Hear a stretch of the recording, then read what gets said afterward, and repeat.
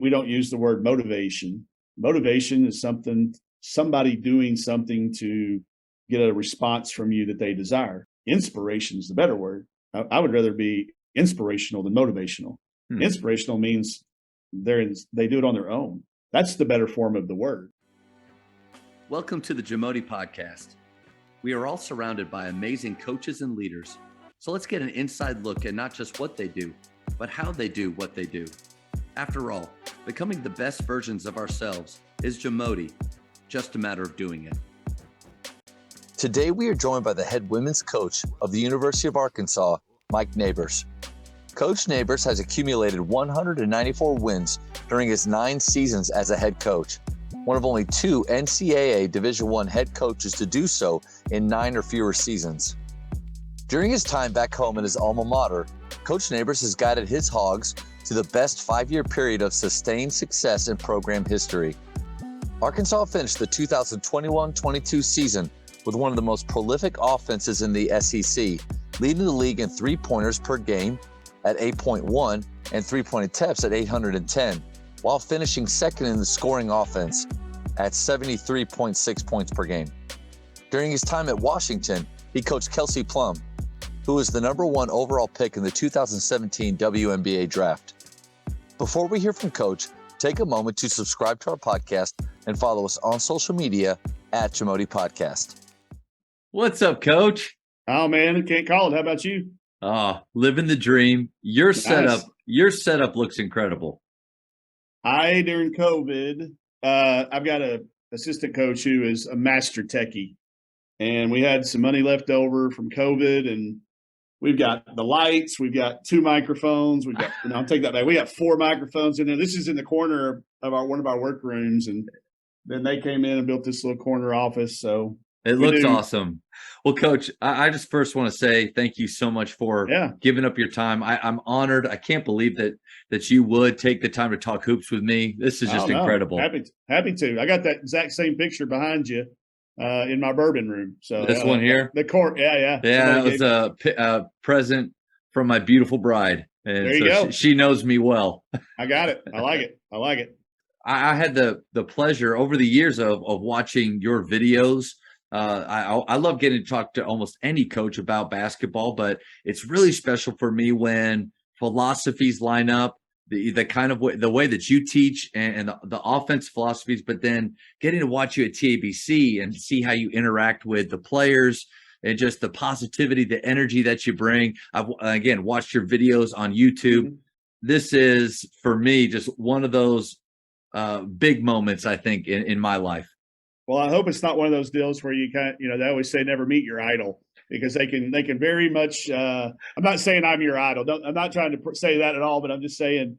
Coach, don't disappoint me now. Okay? There's been a couple of times I've met people I really look forward to meeting. I'm like, yeah, that's what I thought it would be. So I feel that way. Hopefully I can live up to that. Okay. All right. We'll do the best. I'll do the best I can. Yes, sir. I feel that way sometimes when people want to talk hoops with me, or they want to talk, either shooting or offensive style of play. I'm always a little worried that the simplicity behind it may disappoint them, because when you're teaching concepts and you want your players to be able to make quick decisions, you got to keep it simple. But then sometimes I feel like coaches are wanting the secret sauce or wow, really do you? Well, I try not to talk a lot, and I get them a lot of reps, and I make their decisions simple. But I get that. We get that when people come to watch us practice. They'll say, hey, I really want to come watch y'all practice. And I'm like, no, you really don't. And they're like, well, yeah, no, I really do. And I said, no, I don't think you're going to like it very much. We need to just come up to the office and talk ball if that's really what you want to do. Spend your time doing that, because we practice for us. We don't practice to be viewed or to be watched by another. We practice to do the things that we need to do. And sometimes that's not great for note takers, and people that want to steal, because it's quite frankly, it's only good for us. And it's one of those curses of the clinics. We talk about them a lot. It could be the curse of a podcast, the danger of one story. There's a great TED talk out there, the danger of one story. If you get believing only one thing or the wrong thing, then you can catch yourself in trouble. You got to listen to it all. You got to take what you can make fit with your current team. And so anyway, with that as the intro, hopefully we don't let anybody down.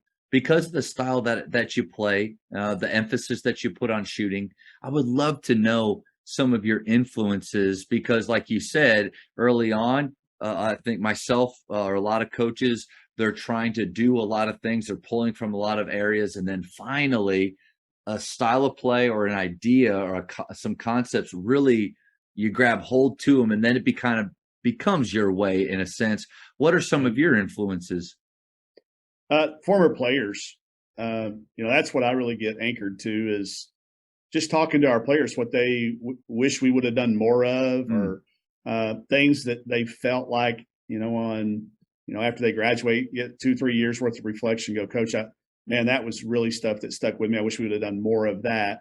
And the more I heard that, the more it became very obvious that being solutional to kids and giving them confidence was the biggest key. We could change the drill, from working with Plum. I was very fortunate that I got her when I was still young enough to go to the gym and rebound for her, but she didn't ever want to do the same drill for more than 2 or 3 days in a row. She would beat the drill in her mind or get the highest score or max it out, and she'd want something different. So we had to get real creative and simply start making things up. So that's where the variety of all the shooting drills you have, it's come from that. Yeah, because what's that old saying? Invention is the mother of necessity is invention, or something along that. Necessity is the mother of invention. Mother of invention. Yeah. That because she would come in and say, I'd have all workout plan, and she'd go, I don't want to do that. We already did that. I did that last week. I'm done. We need something new. And that first time, you're like, oh, okay, well, I don't know anything else. Give me a day. I'll try to do better. And she made me better, because she forced me to always have a new drill ready to go.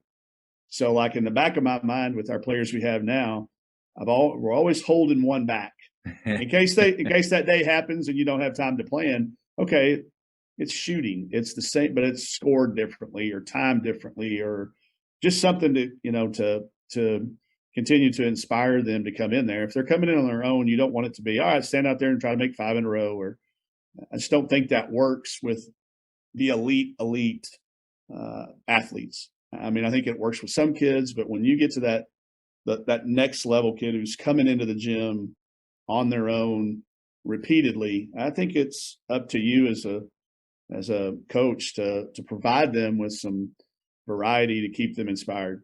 Yeah, and it's fun. And it's fun. Yeah. And that's it is one of the things. Again, I feel like I'm 40, and so I've been coaching for about 16 years. I don't really feel like I have it figured out at all or realize or know really who I am yet as a coach. But I mean this is a compliment. I like to, from watching you in videos, watching you on the floor in person at TABC, I like to be a coach like you. The way that the energy that you bring, I just thought watching you teach, man, this would be fun. It'd be fun to be around him daily as a player and in the gym with him. And I hope you take that as a compliment, not as yeah. I do, and I hope it's that way every day. I think that you kind of get a chance to see it every now and then. I think just like anything else, my style it could get old with our players, so I try to mix it up even with them. There's days I can be a little bit maybe not as positive or maybe not as energetic and set back, because I think it's like anything else. If you get too much of anything, kids get set in their ways. But I think it goes to the variety of that. There were some drills, quite frankly, with Plum I made up that I thought were impossible because I was like, okay, I'm going to make one up she can't do. Let's just see what she does with this. And the next thing you know, she's beating it. And you're like, oh, okay, well. So, I tried to come up with things that would challenge a novice. Yeah. Like some of these drills that we share, and I'll be happy if anybody that wants to, we'll provide an email. My assistant coach who did the setup too, she's great. I can send you a copy of all those drills, but we have, kind of our standard, the Plum standard, and then the Plum record, just so you can see where you match up. And my players like to look at it. They're like, okay, well, how would I have matched up against Plum? And you look at that record and they go, oh no, there's no way. Yeah. And I'm like, well, it's on YouTube. If you want to sit there and count all 1,049 shots that she made that day, you can, because she did it. I just, It is fun. It keeps me as young as my 53-year-old body will allow me to stay. It keeps me, thinking and learning. We always say that, I don't ever want to know it all. I want to try to learn it all. And I just watch and listen and try to tweak. And I tell everybody, any drill you've ever seen that we do, if you tweak it some way, please tell me, because I need something new. I just think we've got to always be doing. I think we owe it to our players. I just don't think dusting off the same drill that you did 25 years ago. Although some of those drills that are 25 years old now are still very viable. They're relevant. They're challenging, especially for kids that have never been put in an environment where competitive shooting is necessary. And that goes along, obviously, in your system, the way you do things. You want your best shooters to get the most shots in the game. I hope, that's what I tell everybody all the time. If it's not happening, you're in trouble. Yeah, you're doing it wrong. You're doing it wrong. I say that all the time, and not on an every game basis, but if you look at a 5, 10, 15, 20 game snapshot, if your best scorers aren't getting the most shots, then it's on you. That's one of those signs you need to improve. But I think these are all things that help you do that. These are the things that allow you to take love out of the equation. I love all my kids the same. I do, but I'm not going to let them all shoot the same type of shot at the same time in a game against the same opponent and expect us to be a good team. So these are the types of things that I think it takes love out of the equation. I can just show it to them. It's an easy conversation. Coaches talk about this all the time, having crucial conversations. There's books about it, crucial confrontations, and you got to have tough. Not if you've got the evidence to back it up. It's real easy, because it's so sensical. I say this, I'm not sure it's true. I like to think that it's true, but I haven't lost a parent meeting in 24 years. I'm undefeated in parent and player meetings. You're never surprised by information shared in a parent meeting? I've already got it. And they know now. They're like, hey, I know you've got that stack of information over there, but here's what So, when it comes to shot selection, there's been other things I've had to have discussions about, but when it comes to shot distribution, shot selection, and the one thing that always talks about it, when I was talking to a writer from their, Plum, they just made it to the WNBA finals. So they were asking about Plum. And, the thing about her was, I think these drills protected her in the locker room. And you're going to have a kid that is probably the best shooter on every team. Well, you got to find a way to protect that kid, that they're not a ball hog. The reason I get these shots is because I've earned it. And you've got the same opportunity to come in and do the exact same drills under the exact same set of circumstances, same number of balls, same number of rebounders. And if you can get the time, I'm sure coach will let you shoot it as much as they do me. And it just allowed her it was a protection mechanism.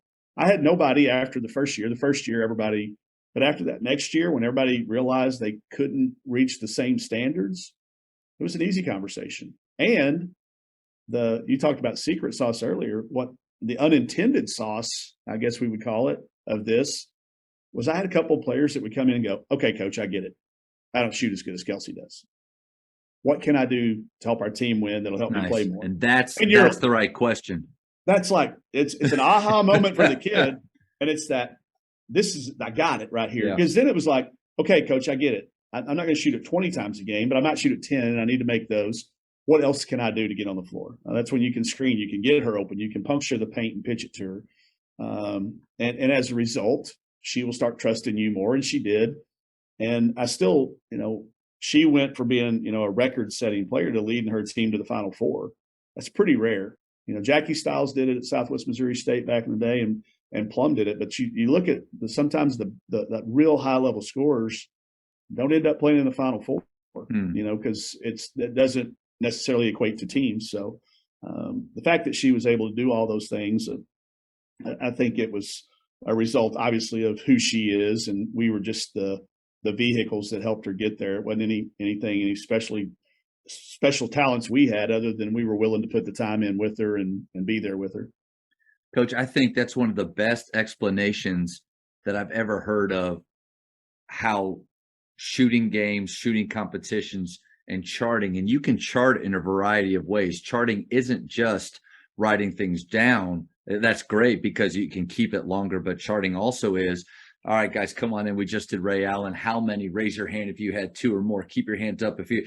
And it's that role identification. Like Yep. over the last 10 years at Faith, we shoot the three a ton in games, but it's because of how we train. And coaches are always asking, well, what about shot selection? You got to nail that down with a good scale that you take out those vague words like good, great, that's bad, whatever. You take those out, you throw them away.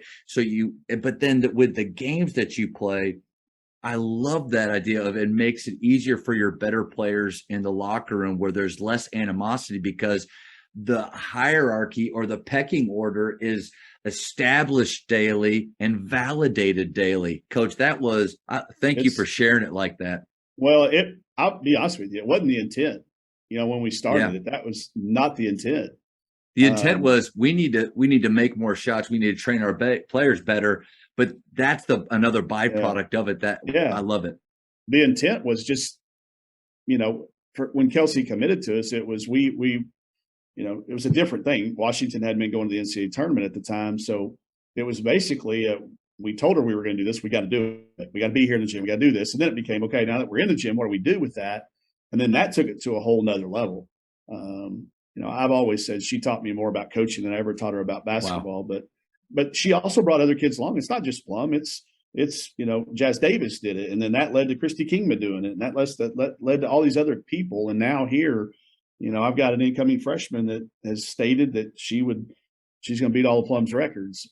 And I'm like, I hope so. I think it'd be a great thing. But I got news for her. If she beats one record, Kelsey's going to fly in and beat it. That's just who she is. Another example too of when you chart and you keep track of these shooting games and competitions, to me, it's a way to keep the legacy, keep the presence of some of your better players in the gym to where, we have a record board in the gym with some statistical records from games, but also some records from our games that we play just in practice. Yep. So our younger guys walk in, and this Dalton guy, he's all over the place. Coach, I'm going to get that one. And it feeds the monster. Yep. I love it, Coach. We'll see. That's what I always say that's from an old Aaron Sorkin movie, Charlie Wilson's War. When he's talking about the Zen Master, he always say, we'll see. We'll see. I say that a lot of times. Okay, we'll see. I want to circle back to you said that your former players influence a lot of the decisions or the directions that you go or what you continue to do based on what they said. Is that an intentional conversation that you have with each of them before they go?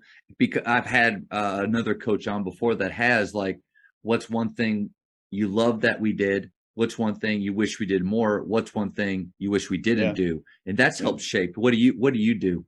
Obviously if somebody wants to talk on their way out the door, I'll always listen, but I think it takes a little while longer to get the real meat of it. I think if you ask them on the way out the door, depending on their experience. Yeah, exactly. And maybe they're not far enough away from it yet, but especially kids that go on and either play professionally someplace else. And they're like, Coach, they don't work out as hard as we did, or they didn't do this, or they did do these things. So I just think it gives them a unique perspective. For us, obviously, we talk a lot about it in recruiting ahead of time. So it's kind of I would say an incremental thing that we you're kind of building the bridge as you go across it. There's not really an owner's manual on how to do this. I think you got to continually be writing it, but I find a lot of, and it's probably the age I'm dealing with. They're 21, 22 when they're graduating. If I could wait till they're 25 or 26, I tend to get better answers. So, if I get a chance to see them back out on the road or they come back for an alumni game, text messaging nowadays, I still text a large number of our former players. And you only have to ask once or twice. Yeah. And then they'll start giving it to you. They'll be like, hey, Coach, I was thinking about what you said last year. Here's something that dawned on me. And I think they're your best resources. They're the players the people that have to, try to live to the expectations that we've all set and the things that we value. And then you see how that worked out. Did it translate into helping them at their job? Most of them hadn't had a job yet. So but I get that's one of the best ones I get. I'm getting ready to go induct I was a swim coach when I was a high school coach. Oh, I didn't know that. We could do an hour and a half on that. It's a crazy situation. I can't swim, which is the best part. That's all you need to know that we could talk about an hour and a half of it. But she's going into the Hall of Fame, and she asked me to come back and induct her, and just to hear the things that she talks about that I didn't know anything about swimming, but I was passionate about it. I cheered for him when nobody, it wasn't cool. Everybody's like, "What is this guy doing over here?" Because I was a basketball coach at swim meet. And they're looking at me like, what is going on? But the kids still talk about that to 25 years later. So you never know. You never know as a coach what's going to be impactful. And hearing from your kids, your former players, and to me, if you're not seeking that out, man, you're missing a golden opportunity to learn. The Jamodi podcast is powered by Sideline Interactive. Sideline Interactive is the leading manufacturer for high-quality, innovative scoring tables and LED video display boards that help coaches and schools bring more excitement to fans, create huge fundraising opportunities, and make their jobs easier. Visit sidelineinteractive.com to check out their amazing products. Since we've been talking a little bit about growing and learning new things, new drills, and trying to continue to evolve, what's one of the best things that you've borrowed lately?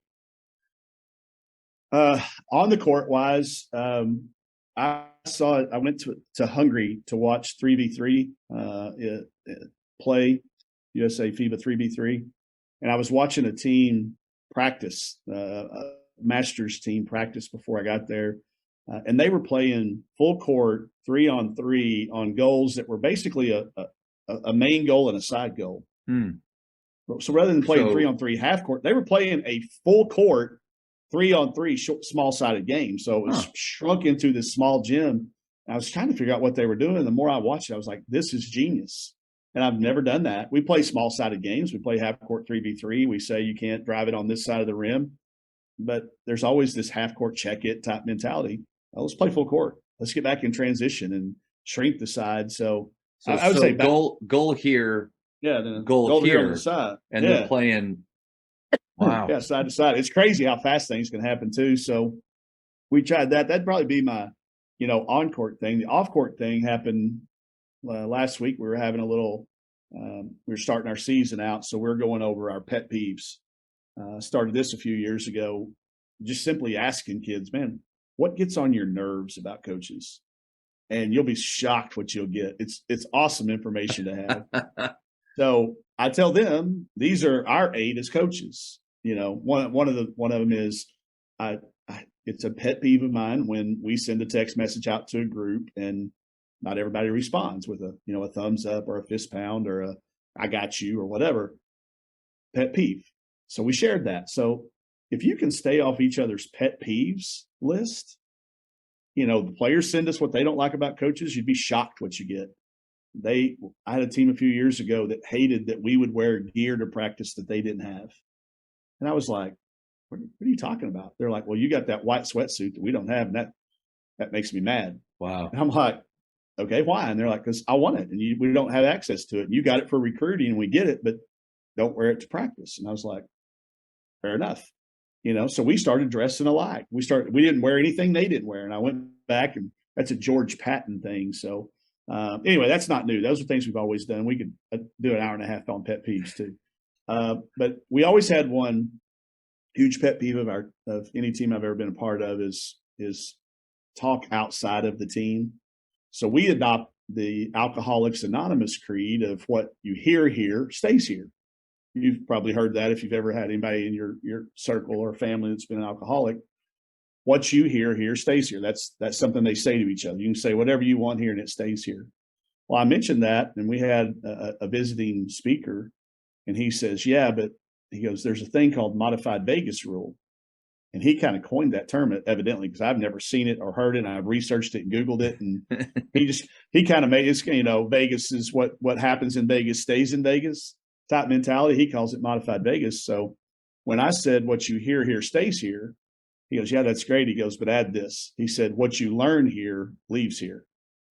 And I was like, whoa, like I've never heard that. That's and good. I'm an avid reader, and I listened to, and I'd never heard that what you hear here stays here, but what you learn here needs to leave here and pass on to somebody else. So we've added that.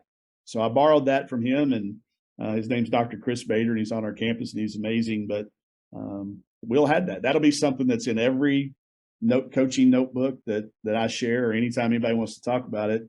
What you hear here stays here, but what you learn here better leave here. So that's the on-court, off-court borrow. How do you go about sharing those with each other? Write them down. Okay, so you ask them to do it, and you do it. Yeah. Yeah. Well, just if you're considering doing it as an exercise with your team, they're going to kind of be a little bit in the dark about what they should write down. And you can tell them whatever, but they still won't write down a lot. So you should share yours first. Like when they saw what ours was, they're like, oh, okay, so it's going to be like that. Okay, well, then we're going to say, one year it was one player went, well, Coach, I hate it when we have soggy fries. I said, wait, what? She goes, yeah, after the game, sometimes the fries, by the time we get them, they're soggy. I said, no problem. I said, well, first of all, we have to order this food like an hour and a half before the game's over. So maybe you shouldn't be ordering fries. But I feel like this is an episode of Ted Lasso that we're talking about. It is a Ted Lasso episode. You can imagine how much I love Ted Lasso. The shower head pressure. Yeah. I'm listening. I'm always listening to stuff like that. You'd be shocked. Yeah. The number of little things that we've provided players over the years that have made huge differences. You bring up Ted Lasso. I tell every coach you've got to have a little bit of Ted Lasso in you. You can't pull it all off. That's just not possible for everybody. Yeah, you would still want to be authentic. I get it. It's a TV show. I get all those things, but man, just the overall arching, of that character, and everybody needs Coach Beard around, and I'm not sure where this Nate character's arc is going, but we even need Nate. I was talking about it at lunch today. Yeah. Disappointed how quickly he flipped. He may be coming back. I don't know. We could do where we think season 4 of Ted Lasso is going to go. I think we've all got our theories of how it's going to end, but you would be shocked at the things, but we share them. We write them down. They're in our player notebook. They're in our coach's notebook. It's a work in progress. It can be updated any point in time if there's something comes up. Our particular team, I don't always share our particular teams because I want it to be with but some of the things in the past, it's really eye-opening as a coach. The stuff that you think matters. Yeah. It's not even on their radar sometimes. And the stuff that they think that matters has not even been on my radar before. So I think it's just a cool exercise. And the kids now that have been a part of our program here for 4 years, when that day comes out, they're prepared. Oh, they're ready. They've got a list of stuff that's been bugging them and bothering them. Here, I'll give you this example about this year's team. We have a huge campus population this year, the biggest campus population ever on our campus. And parking is an issue. It's bad. I mean, it's hard to park. But we have some reserved spots out here for our athletes in our facility. But because it takes a little while for the new students to realize that's not where they're supposed to park, there's never spots available. So my assistant coaches and I, day one, when school started, went out there at 5 a.m. And the week before, started putting notes on people's car, like, you can't park here starting Sunday. This is a reserve spot. Please vacate your cars. And that first day, there were 4 or 5 spots open for 30 players, men's and women's basketball. So we had to sit out there and move some cars and hold some. We sat in lawn chairs, waiting for our players to come in. But just the smile on their face, yeah, going, thanks, coach. Just something that little. It has nothing to do. It didn't cost us a dime of our budget. Not one dime did it cost us out of our budget. It didn't cost any money. It just was some time we spent and some prioritizing of that, something that they felt important. So, and don't be afraid to ask. Don't assume it's always basketball related stuff that can make a difference in your kids' lives. Yeah, I think the goal for all of us is to, no matter what your facilities are, your budget is to be excellent with what you have. Mm-hmm. But like you said, sometimes you don't know what you don't know. And I would imagine, so I want to know those things from my players. I want to know their pet peeves, but I've never asked them. Like, so how am I? What is it, just randomly? Am I just like we don't want to our players to base their game on hope, but yet I'm basing getting to know their pet peeves just on I hope it happens. So but then I'm wondering how many coaches, when they hear you do that and they think about doing that, there's a part of them like it's kind of gutsy, because what if I hear or learn something that is a big part of my not character, but the way that I talk, the way that I communicate, the program that I feel like is in a good place. What if there's something that I'm missing, I'm not seeing, and it really rocks me? So I'm wondering if there's coaches out there that feel that way about doing something like that. There are, and they should get out of coaching and get into something else, because they're giving the rest of us a bad name and making our jobs incredibly hard. If you're not vulnerable enough to listen to your players, and I mean, we say it all the time. We ask these kids to do incredibly hard things. And what do you at? What do you do that's hard? I mean, is it hard to pull out a practice schedule that you've been doing for 20 years over and over on this date? Is it hard to come up with a new drill when they say there? Is it hard to, it's just, I don't know. I hope those coaches that feel like that, and there are, I've gotten in massive discussions after I'd give a talk on, reasons I think you stink as a coach.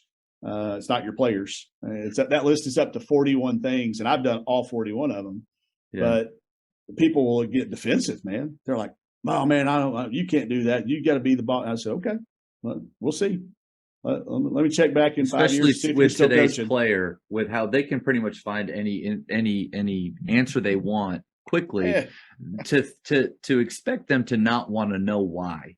Yep, I think is naive. But yeah, to me, it's just an encouragement for coaches to feel good about who they are, to have enough security in themselves to do that, and like you said, be vulnerable. I think that's awesome, Coach. It keeps you from having to be perfect, man. I mean, if you're sitting around all the time setting up that, I tell my kids, you don't need me for information anymore. You're going to look that up. You need me with what to do about that information you gather and how to interpret it, and how to cull that information into a decision-making model that allows you to make better choices. I don't know. Like, again, I get it. There are a lot of people that but I say, please get out of the way, go find something else to do, because you're holding the rest of us back.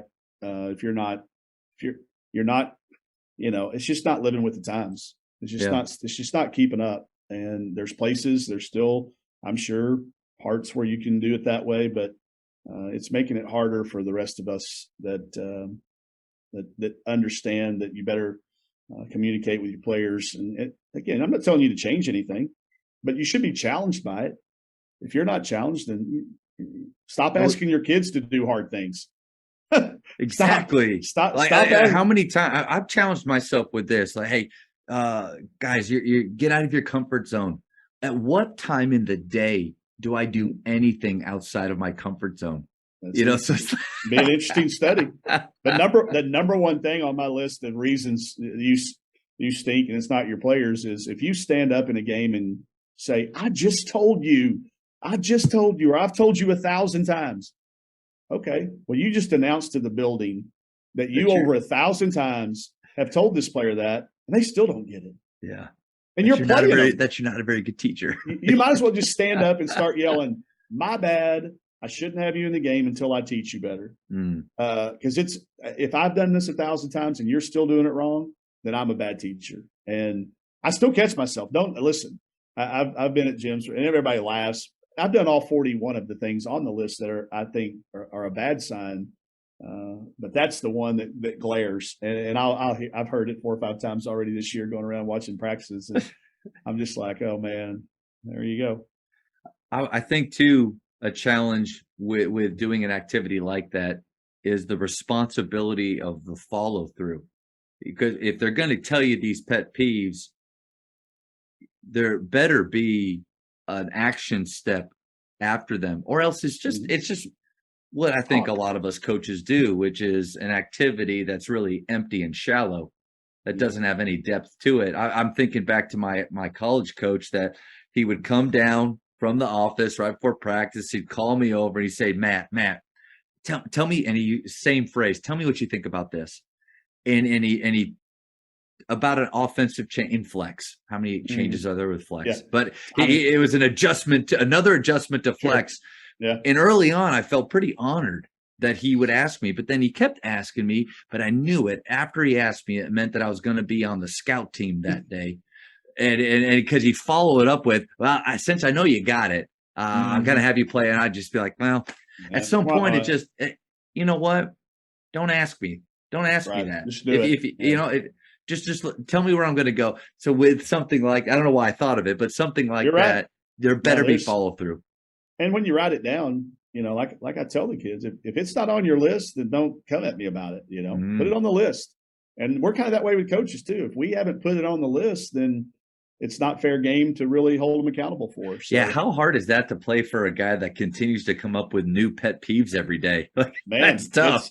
I think this team's up to 8 or 9, but you know, it becomes habit for us. You know, it becomes a bit, you know, habitual in a good way, that when we find out that is something that really bothers our team, that's where growth happens. And when, like, I'm not telling you that you're always going to stay off your team or your coaches. We do it in our office too. Every person in our office is able to list our things.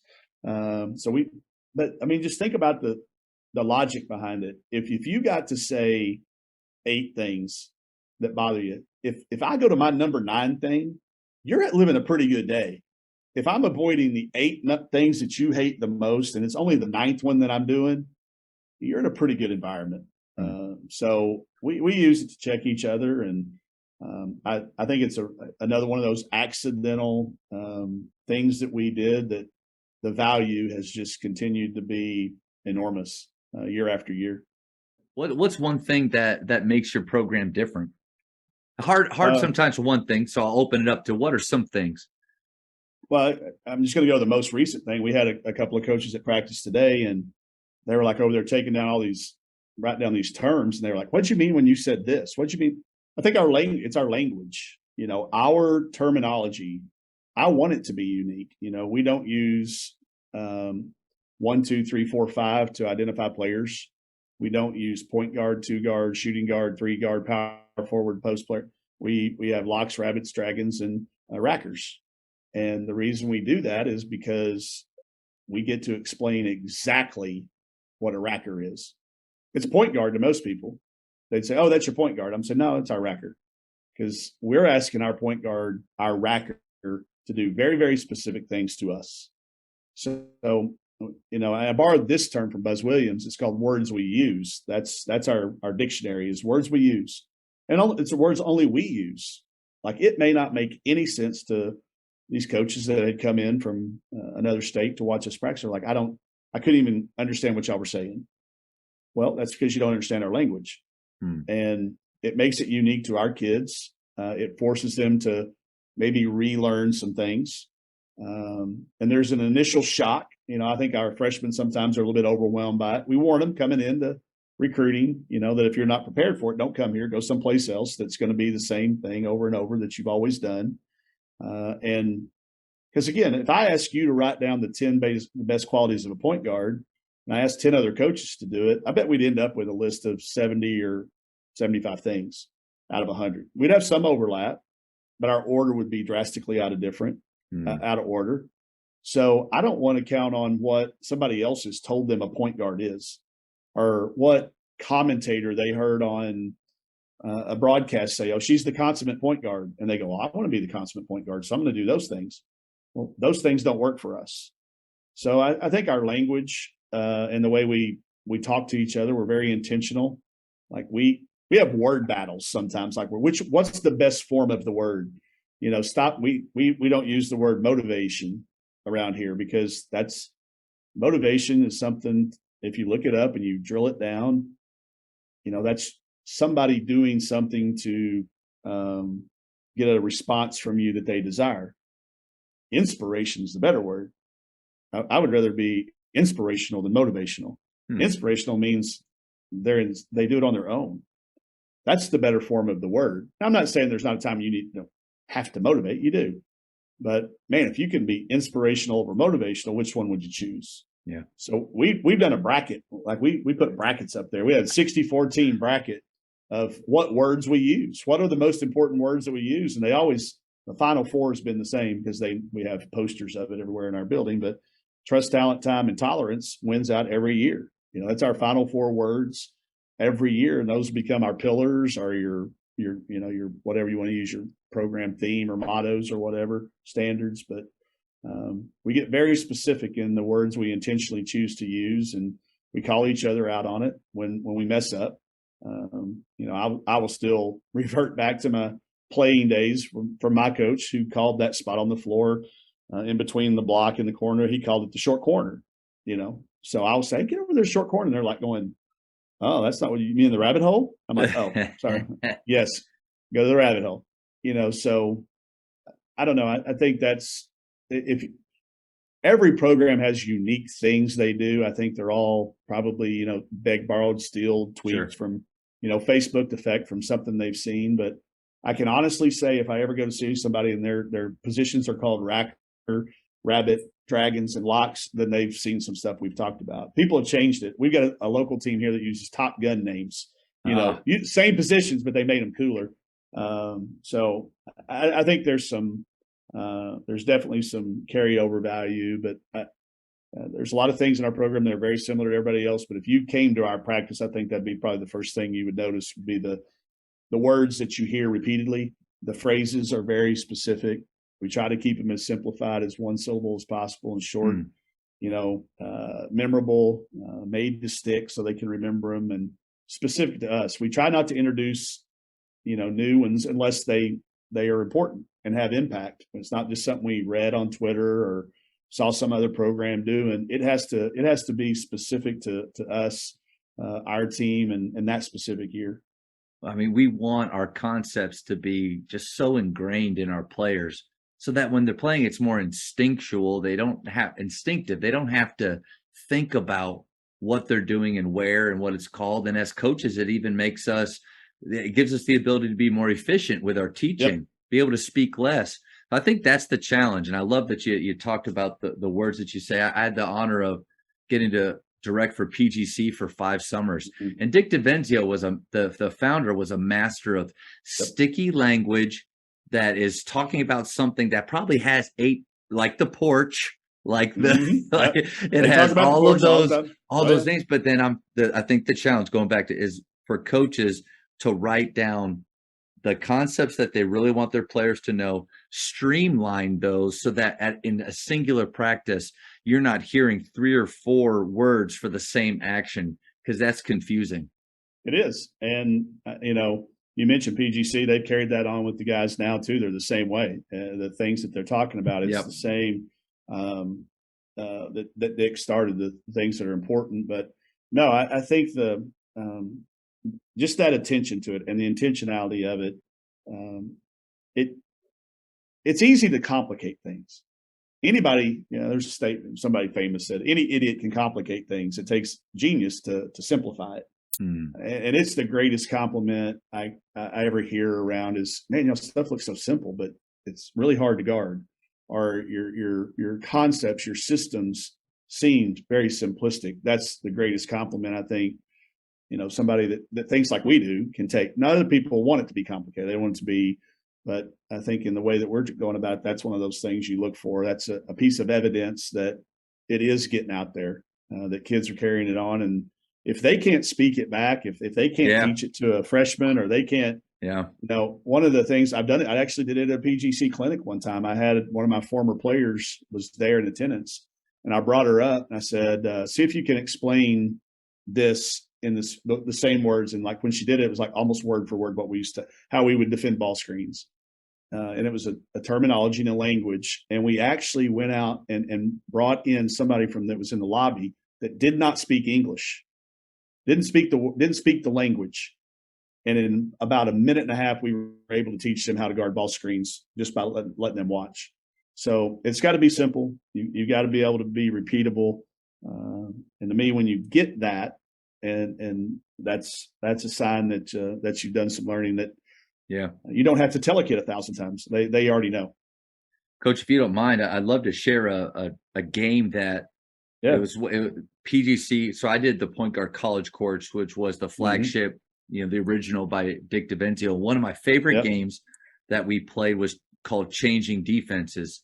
So you have an offensive team. This is a challenge. Really, what it did is challenge me to think of, does my zone offense against a 2-3 or against a 1-3-1 or 3-2 or against man-to-man, do my offenses, each of them have 3 to 4 concepts that my players know and that they can go right into? Because I think a lot of us are guilty of, man, we've got 10 to 15 things that we really want them to accomplish in any possession. So in this game, real quick, you got your team of 5 at half court in a circle, and I would take a microphone around because we have the whole gym going, and then teams on the baseline looking like cutthroat. The first team comes on. If it's man-to-man, they line up across the free throw line, all of them. If it's a 1-3-1, defender came up to the top of the key, and then if it was a 2-3, 2 guys came up. So it was very easy to see what the defense was. And then they had 10 to 15 seconds the first round as a group to come up with the 3 to 4 concepts and say them clearly. We got to stand over there. No. Like, you got to get Too dangerous, and you got to build your words. triangles, and you got to engage 2 and hunt the paint and make the ball work. Like, so, and then the moment if they didn't, kick them off, new team, but the next team had to do a different defense than the one before. If they actually got it right and they scored, they got to stay on offense, new defense. And then the next round would be, okay, you take only the few people that were speaking and say, you can't talk and you can't talk. You make the others, and then ultimately, and then ultimately, you haven't said a word all day. The third round, you got all 4 of them go, and anything wrong. I love getting to see, just in that environment, strangers from all across communicate well, precisely, and then what we want them. So I took it back home and I realized I don't have concepts. So it's been one of the best games for us. Yeah. No, it's great. And that I love, or not love. Well, I love when this moment comes up. I always get coaches goes, I don't have very good decision makers. I said, well, let me see a copy of your practice schedule.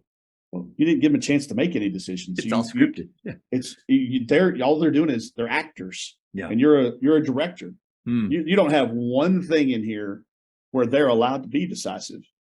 And they're like, oh, I hadn't thought about that. Well, what are some drills you do? And what are some scenarios you set up in your practices where, they're allowed to make mistakes? That's the other part. I have a list of things that I look for on people I try to schedule. If I see a team running for punishment, I'm going to try to schedule them.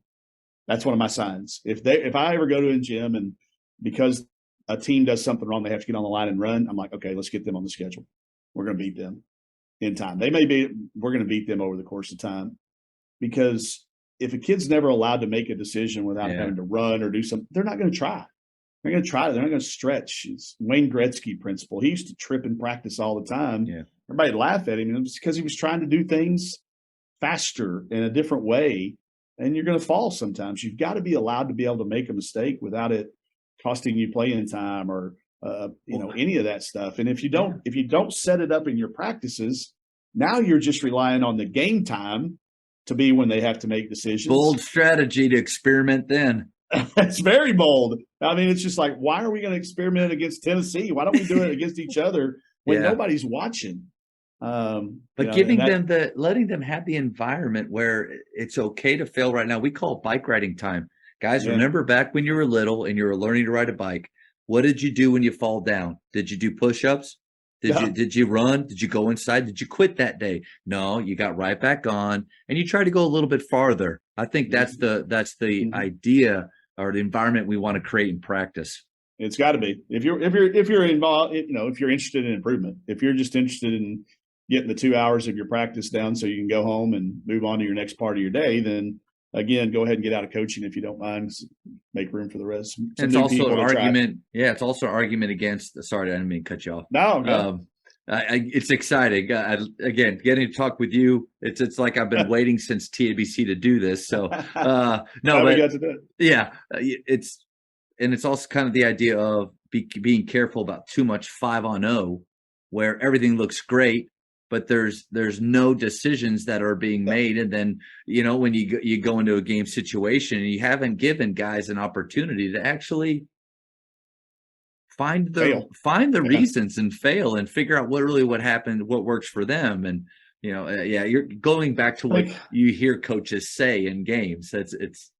I just think we're all too concerned with sometimes how it looks in practice, that if somebody were up there watching us, they're going to go, man, that looked like good practice. I don't care what anybody at our practice thinks other than me and our players and our staff. Like, it's all set up for a reason. If you want to understand it, then come watch us practice every day. Don't just show up on, the day you decided to come in and watch.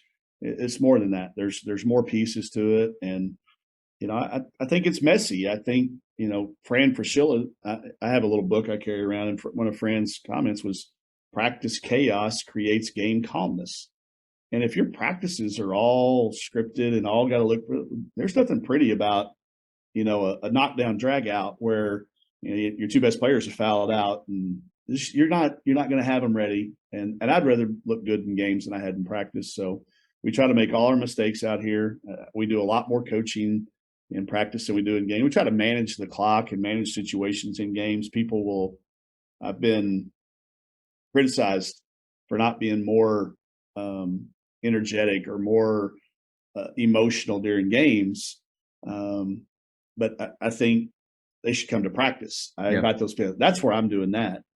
And in a game is when we need to manage the situation. We're not trying to cure all of our sicknesses in a media timeout.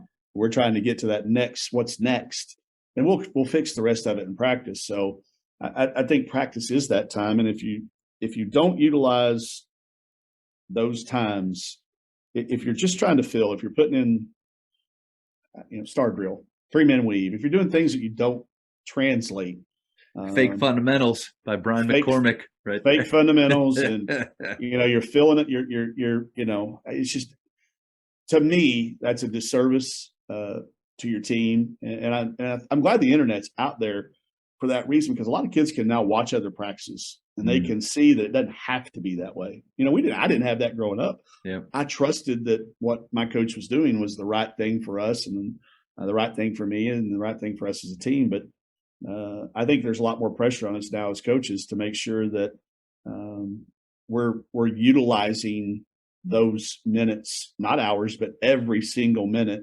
And I think if you do that, what you get is a group of kids that they know you're not going to waste their time on stuff that doesn't help them win a game or help them become a better player. Some of that can be in the off season. It doesn't necessarily always happen to in season, but the time that you're out there with them, you need to be very solutional in the talk that you're giving them. The feedback's got to be almost immediate nowadays. Another thing that I always look for is people that say, yeah, we got in the film room yesterday after last night's game and we got a lot better. Well, if it took you till that next day to get into the film room, you're behind us, because our kids are going to get 10 clips to their phone within 15 minutes of the game being over. You got to close that feedback loop. These kids, think about this for you. I challenge adults in our clinics all the time.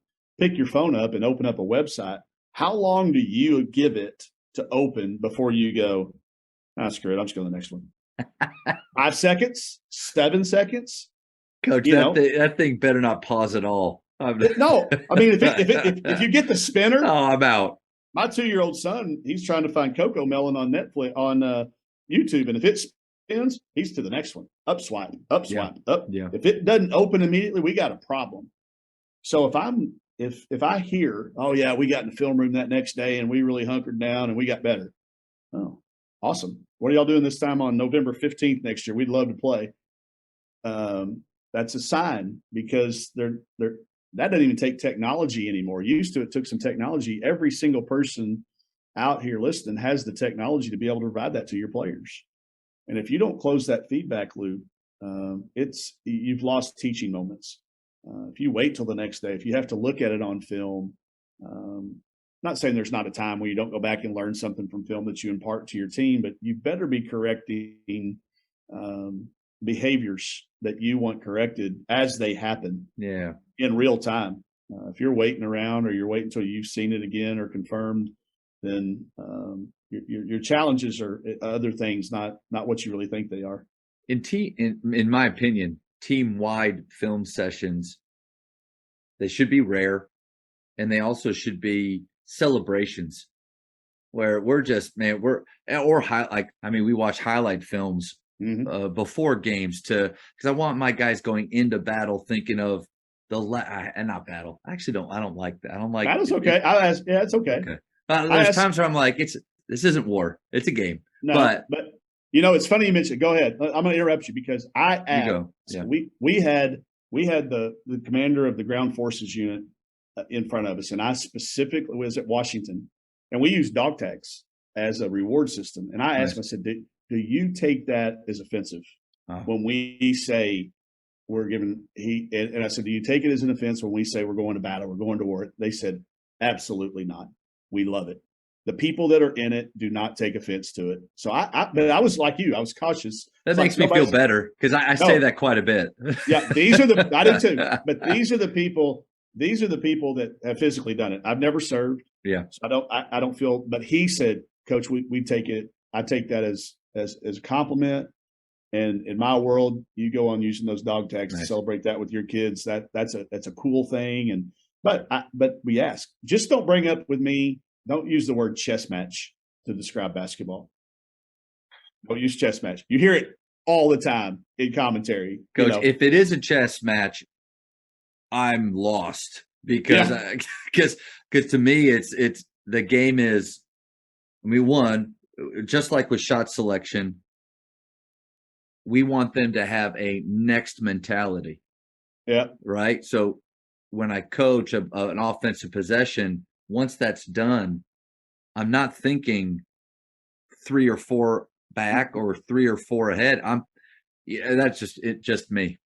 This was Annie Duke, the great poker player.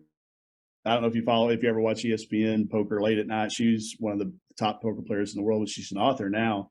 And she talks about thinking in bets and making decisions.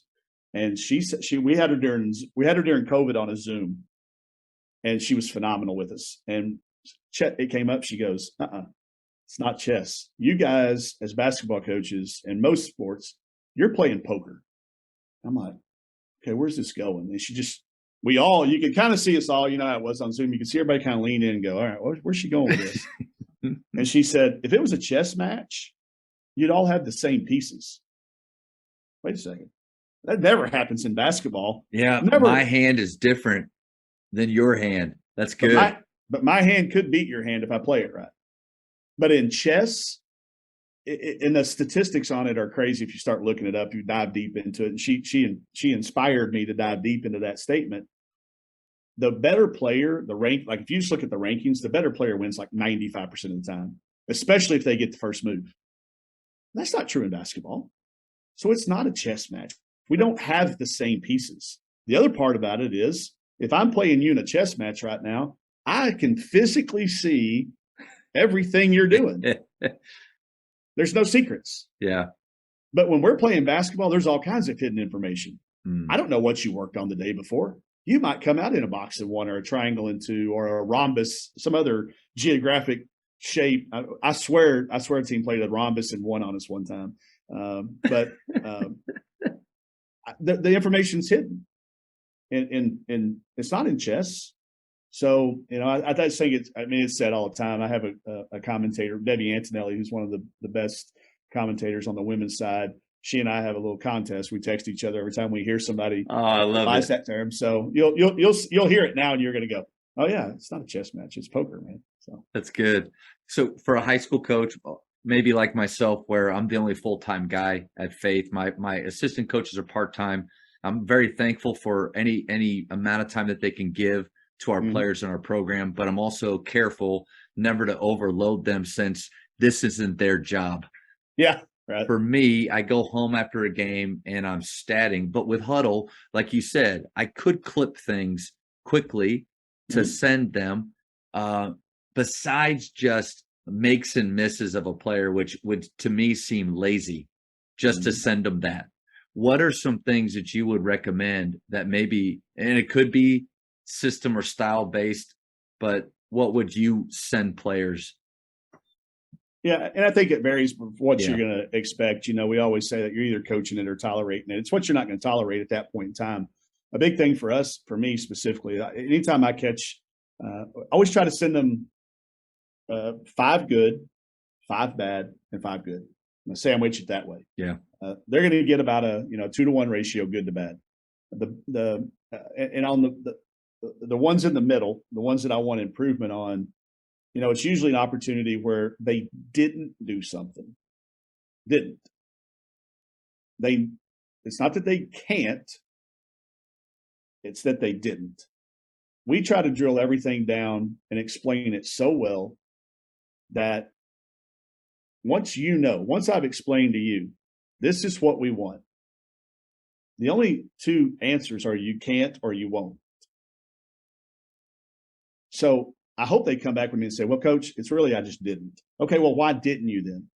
Because nobody wants to say they can't do it. And if they're saying they won't do it, they're going to be in defiant.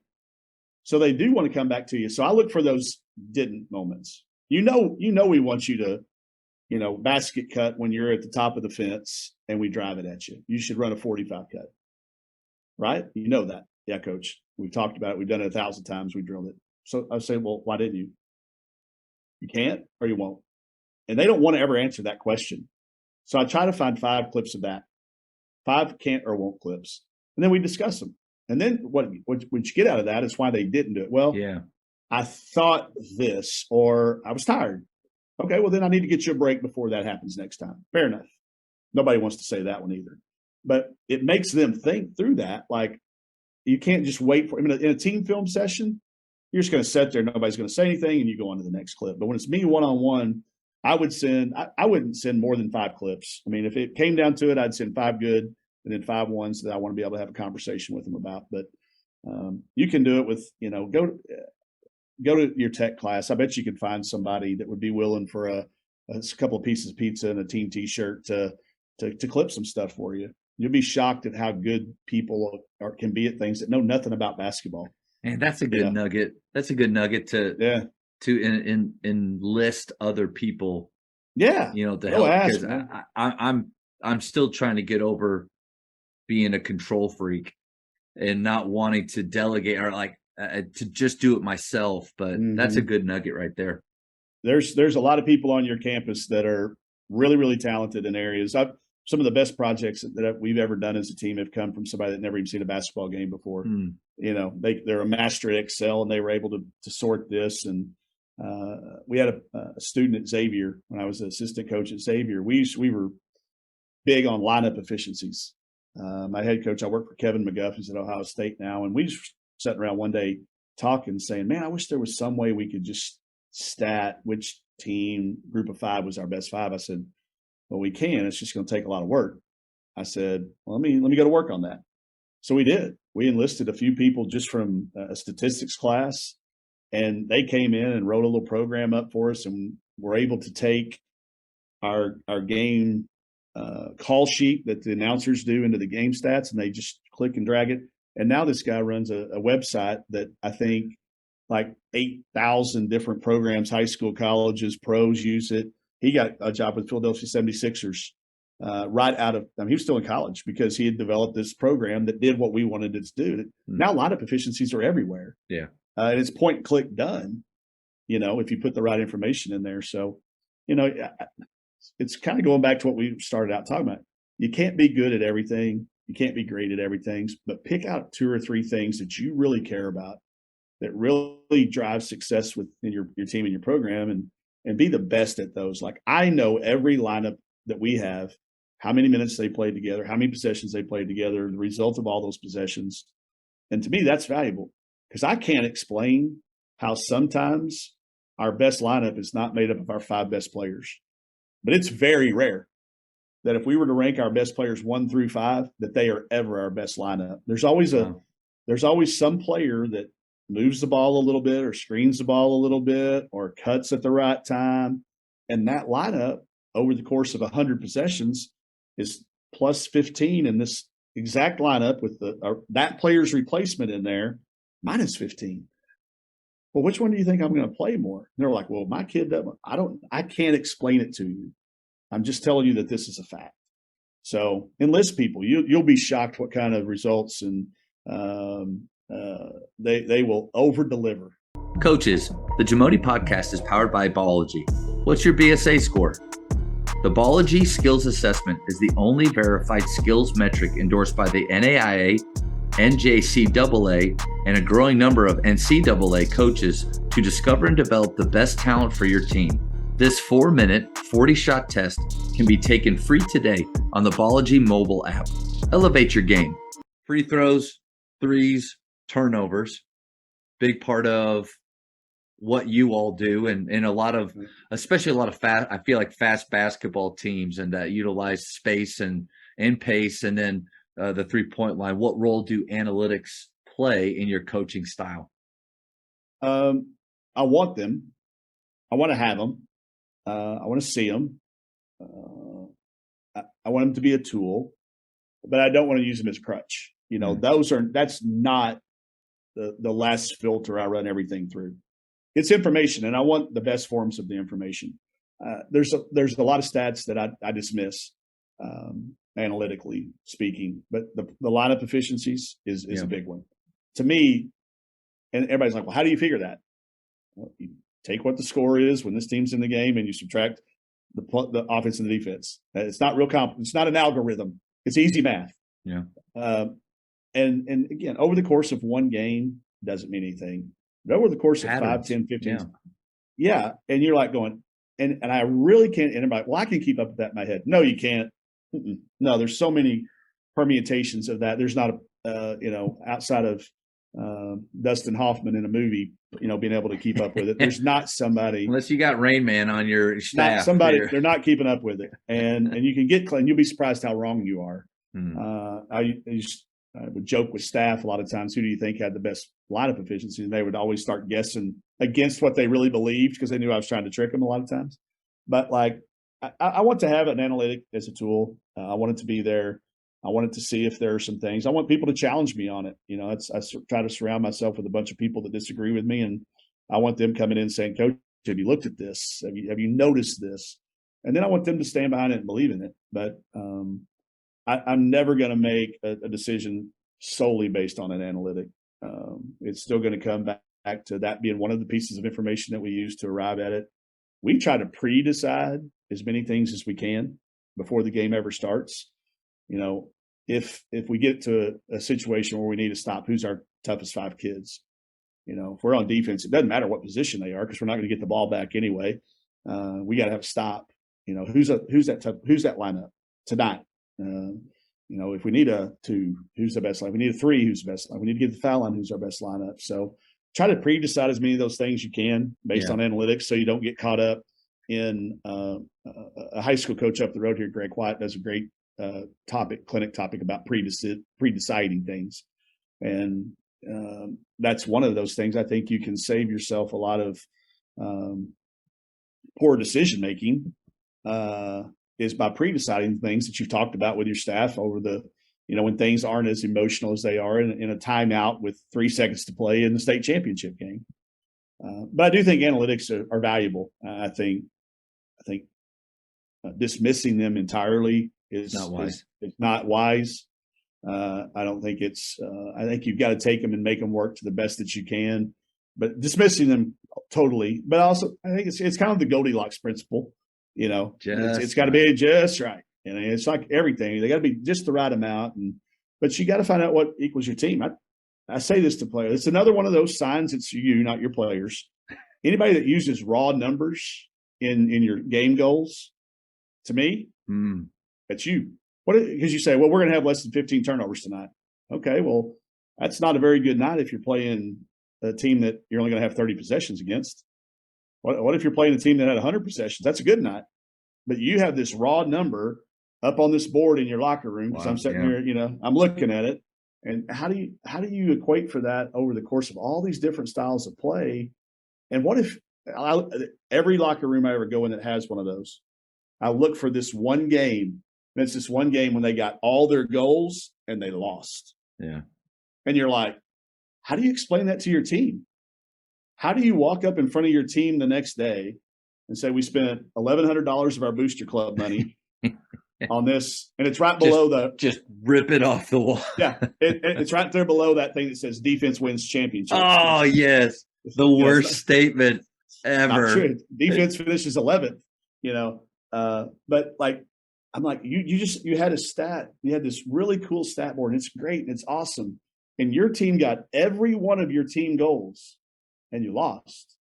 That shouldn't be the case. If you got every one of your team goals, you should have won the game going away, but you've got the wrong goals. Players will do what you're asking them to do. So be careful what you ask them. Be careful what you're counting. And if it's not the right stuff, so that's where I go to analytics. I go back, now it's up to a 20-year study, but we went and we took the Sweet 16 teams in the women's basketball tournament and looked at the profile of their statistics, what was good, what they were good in. And there were some obvious patterns, some exact patterns that indicated, to the point for a while there, I could pretty much predict who was going to the Sweet 16 within a team or two. I'd get 14 out of 16 most every year based on their statistical profile going into the year. So we tried to model some of those things. We were like, we've got to get better at getting to the free throw line. Yeah. Free throw rate is way above defense winning championships. It just doesn't roll off the tongue quite as free throw rate wins championships. Put that on a t-shirt. So you don't see that on a bumper sticker a lot, and that's not, it's just, but free throw rate wins way more games than the team that had the best field goal percentage. So anyway, that's another whole hour and a half if we want to do it. I wish, Coach, I'm going to ask you right now, when you have more time, if we could maybe go round two. We can go round two anytime, yeah, because there are some rabbit holes that I'd love to go down with you, but you're right. Keep going. But it's, to me, if your analytics don't equal wins, you're doing it wrong. So make sure your analytics are the things that play out on your team and your team schedule. And you've got to be flexible. Don't have this board up there that's got a rigid number that says, maybe do percentages. Say, hey, I only want to turn it over 11% of the time that we have the ball. That's what we do. We've led the country. If you look at the 9 years, the teams that we've been a part of, we're like almost 400 fewer turnovers than anybody else. And it's because we count it. And it's because we emphasize it, because we coach it, because we teach to it. But it's also how we get more shots than everybody. Yeah. We're next to last in rebounding. Like our rebounding numbers, if you look them up, everybody goes, oh, y'all are we are. But I always ask those people, okay, why do you want to be a good rebounding team? And they always say, well, we want to get more shots than our opponents. Okay. Here's our stat sheets from the last 9 years. Knock yourself out. Yeah. I'll give you $1,000 for every game we got outshot if you'll give me $100 for every game we outshot our opponents. I'm going to win that. And nobody will take that bet. But you got to know why you're doing things. Yeah. You don't just assign this because, again, it looks good on a T-shirt or you heard it at a clinic or, that's the other curse of the clinic. The only people that get invited to speak at clinics usually are people that won their national championships and won state championships. And they probably had some good players too. They had great players, I guarantee you. And everybody tries to emulate what they did. Right. Hey, listen, the year we went to the Final Four and I had Kelsey Plum, I could have been invited to speak at any state clinic. The next year when we got down here, we went 3-13 in the league and 13. I had a really cool summer. I got to play a lot of golf. My handicap dropped. I didn't get invited anywhere. It was the same stuff. It was the same philosophy, the same systems, the same everything. But, you've got to be careful. It's got to be yours and it's got to be thought through. Gary Vaynerchuk, anybody that listens to Gary V podcast, he says, I don't want to have a conversation with anybody who hasn't done 40 hours of research on a topic. Wow. So I'll talk to some people about some things, but I don't really want to get into a deep conversation unless I know you've done 40 hours of research. And it's a really good barometer. We can talk about the fringes of it, but we can't get into a deep conversation about why defense doesn't win championships unless you've studied it. If you've done 40 hours on that and you still believe that it's the case, then let's have a conversation. But I don't think you studied for 40 hours on it and still landed on that being the case. Yeah. I just don't believe it. So you got to be careful. I think it's up to every individual coach to coach the team they have. Coach Cal has got he's got that right by his door at Kentucky. It says, coach your team. So anybody listening today, if you don't do it. That's fine. But it should challenge you. I mean, every time I hear somebody say something that's counter to what I believe, man, I research it. I'm like, man, what if I'm wrong? What if they're right? Chuck Klosterman wrote a great book called What If You're Wrong? And what if you are wrong? What if gravity doesn't work like we think it does? About every 300 years, we've changed that philosophy. Is it coming again? Or what if we're wrong? So I think that all the time. What if playing fast isn't the right way to do it? What if trying to shoot threes isn't the right way to do it? I want to constantly be challenged by the people around me, and anybody that I want to have those conversations so that there's not any holes in that. And I think you got to drill that down to every single thing that you're willing to make. You talked about it earlier. You said this. You said you write it down. Until you write it down, and then I'll add a layer to that. Until you write it down and share it with somebody, you really don't have it. Like I ask people all the time, what's your offense philosophy? And they, I can tell you it. Well, send it to me. No, I don't have it written down. Well, then you don't have it yet. Yeah. Because you can always go back on it. Like if you ask me right now, Coach, hey, I need, what's your green light philosophy? I can send you 20 pages via text right then. It's thought out. I wrote it down.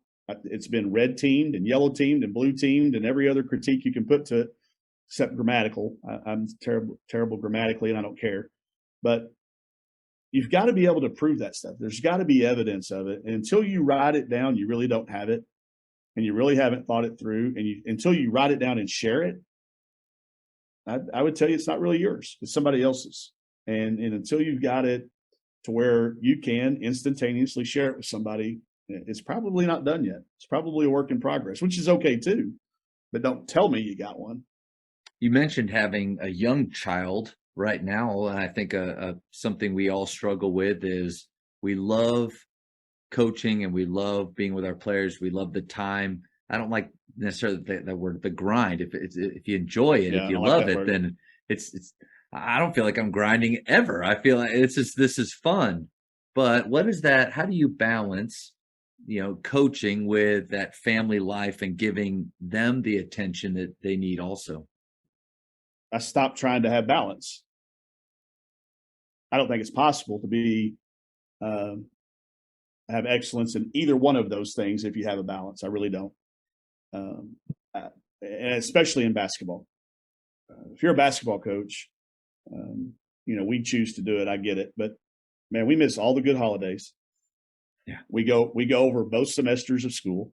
Whether you're high school or college, we got kids that got to be eligible both semesters. You're missing all the holidays that have majors that that Hobby Lobby puts out decorations for. So I stopped trying to have a balance, and I started surrounding myself with people that can find the rhythm of a season. Okay, like right now, you can spend a little bit more time because we're not traveling as much. So I've got to take advantage of that time then, and it's never 50-50. If you're going to have excellence, it's just not going to happen. So you surround yourself with people that get that and that value quality over quantity.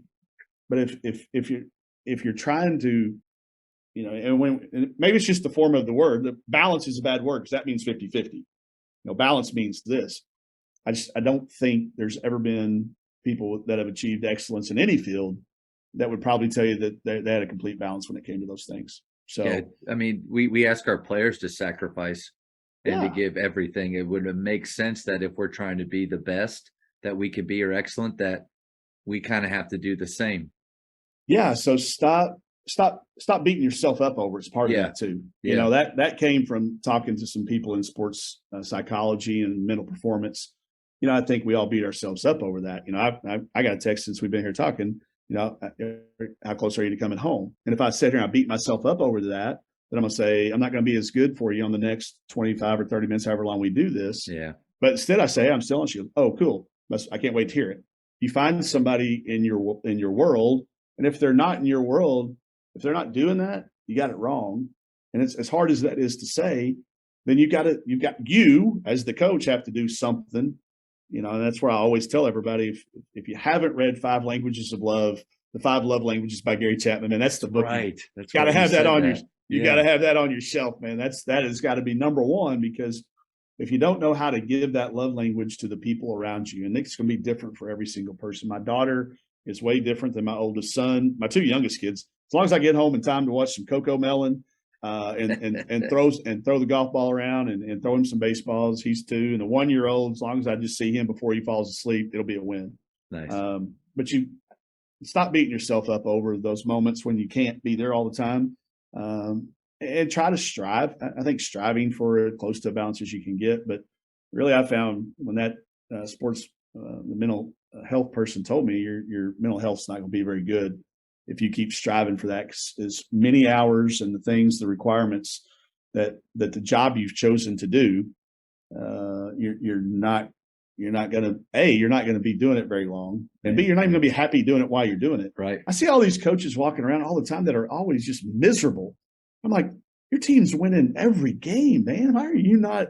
If you can't enjoy it now, how miserable are you when you lose that 1 or 2? So I say all the time is if you can't get on that bus and tell whether we won or lost, if you get on that first step of that bus and I treat you differently whether we won or we lost, then stop getting on this bus. Yeah, it shouldn't be that way. Yeah, you're resulting. That's a great anti-do topic. But if you're that way, I think you're doing it for the wrong reasons again. And if you're more importantly, the beating yourself up piece of that, not what it's the way that you internalize it internally. You start to neglect one of the two, and then you beat yourself up over it. You're just compounding the effect. So, you ask for a behavior or a technique on how it helps.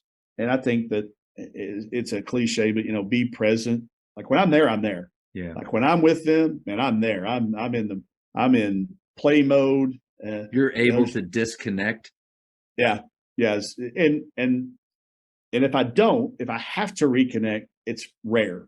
Yeah. And they know and they understand. And again, with, Mr. Recruit's call the other night, well, that was okay because she knows I got a 1-year-old and a 2-year-old. And the next day it was fine because they know that about me. If they don't know that about me, they don't trust that I would answer when I can, it could affect it. Mm-hmm. So, and if it does affect, if that recruit is mad about that, then they probably shouldn't come here, that type of thing. So I think we've got to let go of that as coaches. I think you've got to be but again, if you write these things down and you share these things with everybody and everybody knows what they are, I think you stand an opportunity to at least achieve that rhythm that we're talking about. If you try to talk to me about basketball during the summer, I might stiff arm you. If I'm on the golf course, I want to talk about movies or something on Netflix or, something other than what we're going to, how's the team looking? I don't know. I haven't seen him in a month. Have you seen that new Netflix series? I bet you get some looks. You get some looks from that. What do you mean you don't know? Like, I don't. That's an okay thing to say. Oh, Coach, thank you so much for sharing that. I think I just got a little lighter from hearing that. I bet there's some coaches that when they listen to this, maybe there's just one that needed to hear it. And man, what a cool thing. So thank you for that. Yeah, you bet. Yeah, shared it. It left there. We talked about that at the beginning of this. So I learned that somewhere and it left there and passed it on because I know it changed me. It changed the way I approach things. It changed the happiness in coaching, the happiness and the in-betweens at home and all those things in between. I want to make sure I hit this because you've mentioned multiple books and that you early on that you read quite a bit. What are some habits that you have with reading? Is it just whenever you have the time, you grab something or because I'm always fascinated again with people's successful coaches, leaders, daily habits. So what do you do there? I didn't ever read until I was about 40. I was just against it. I was bad at it. I read at a poor comprehension level. I didn't retain anything. And I got embarrassed when I took a reading test to find out how uneducated I was. And I didn't want to stay that way. So I started reading 1 minute a day. I read 1 minute one day. And then the next minute I read 2 minutes.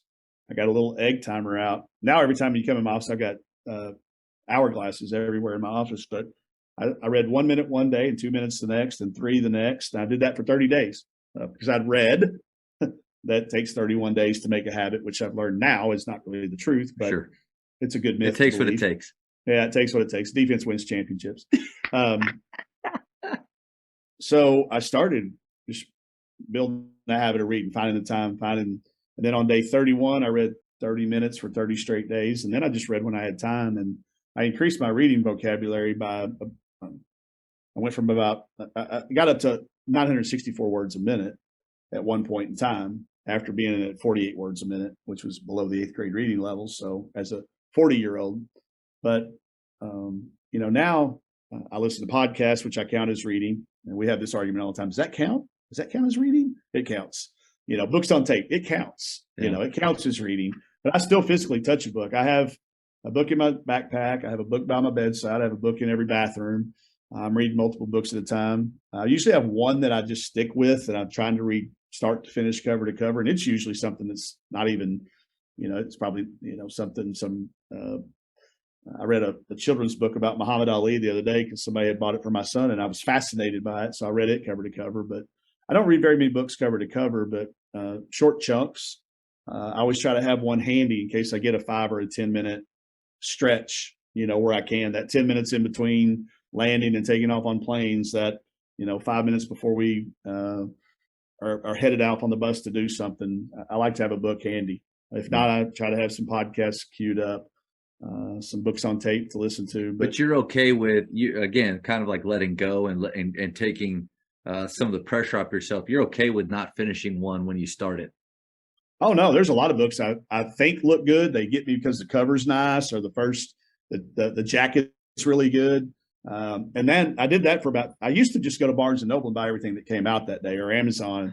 When I lived in Seattle, I'd buy every book that came out, and that was a waste of money. It was a waste of time. And then there's this app called Blinkist that's out there that'll give you about a 15-minute little short synopsis of each book.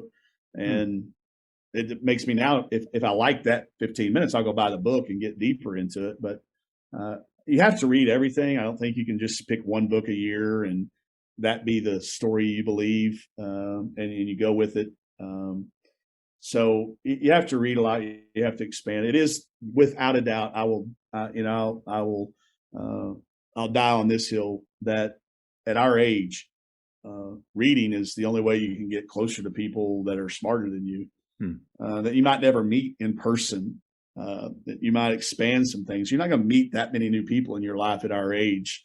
You're not going to hear that many new stories if you're just constantly doing exactly what you've been doing for the previous years. So meet the people you meet, the books you read, and the podcasts you listen to, and what you take from that, the things you write down and put into application.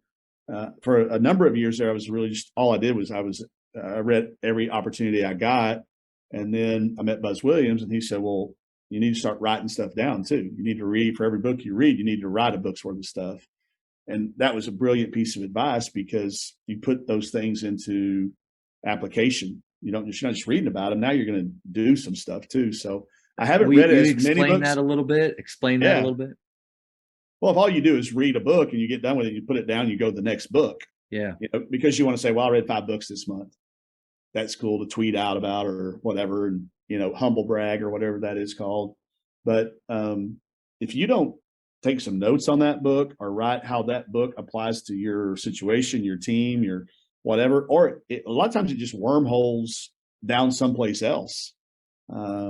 So a piece of notebook paper and a pencil, or a good pen sitting there. When you finish a book, the next thing I try to do for the next day or two is write some things down that I will remember about that book, or that book inspired me to put into application, and trying to find balance in my professional and off the court life, or with my teams, or with just anything. If you don't take time to write it down, if you just move to that next book, you do what that next book says, and that becomes the next big thing. I think John Gordon is one of the most popular writers of the last 15 or 20 years. But if I hear about a team reading Energy Bus right now, they're on my list. I'm going to try to play them next year, because that book's been out for a while now. They should be reading his newer books. Yeah. They're just now reading Energy Bus. Man, they're 5 books behind, 8 books behind, 10 books behind. So the danger of one story is very picking out. People always will ask, hey, I want my team to read a book. What book would you recommend? I don't have a very good answer usually. They need to read multiple, have each person read something they want to read, and then share it with everybody. Multiply your experiences. So I do think reading, though, or listening to podcasts, learning, it's just reading's another form of learning. If you're so set in your ways that you're so stubborn that you're just not willing to learn anything, let's play November 15th next year if we could. That's where I land with that. We got a good list going of things, reasons why you'll Play pick a team. You That's got any right. more that you want to rattle off? I'll keep them to me and you. We'll share those privately. I don't want to get too many of them out there because your opponents. I mean, hits, hypothetically, if they listen to this, they go, "Hey, I do all these on a things, man." second. Yeah, we just ran the star drill today, and we're just finished. I know there's a few more that we have on the list that they're fun to come up with, but I've lost to some of those teams too, so it's not an exact science. I got one. I'll share. Can I share with you? Yeah. And this is more at the high school level because I mean, we only have 15 minutes to warm up. Right. Defensive drills and warm ups. Yeah. Yeah, that's a good one. Every time we see it, slide some of my buddies, assistant coach out there pounding the ball, slide, while my guys are down there just draining threes. Right? Yeah. But I always lean over to my assistant and be like, "When we got a chance, coach, don't do that." And on the flip side of it, people that run actions that they're going to run in the game, like.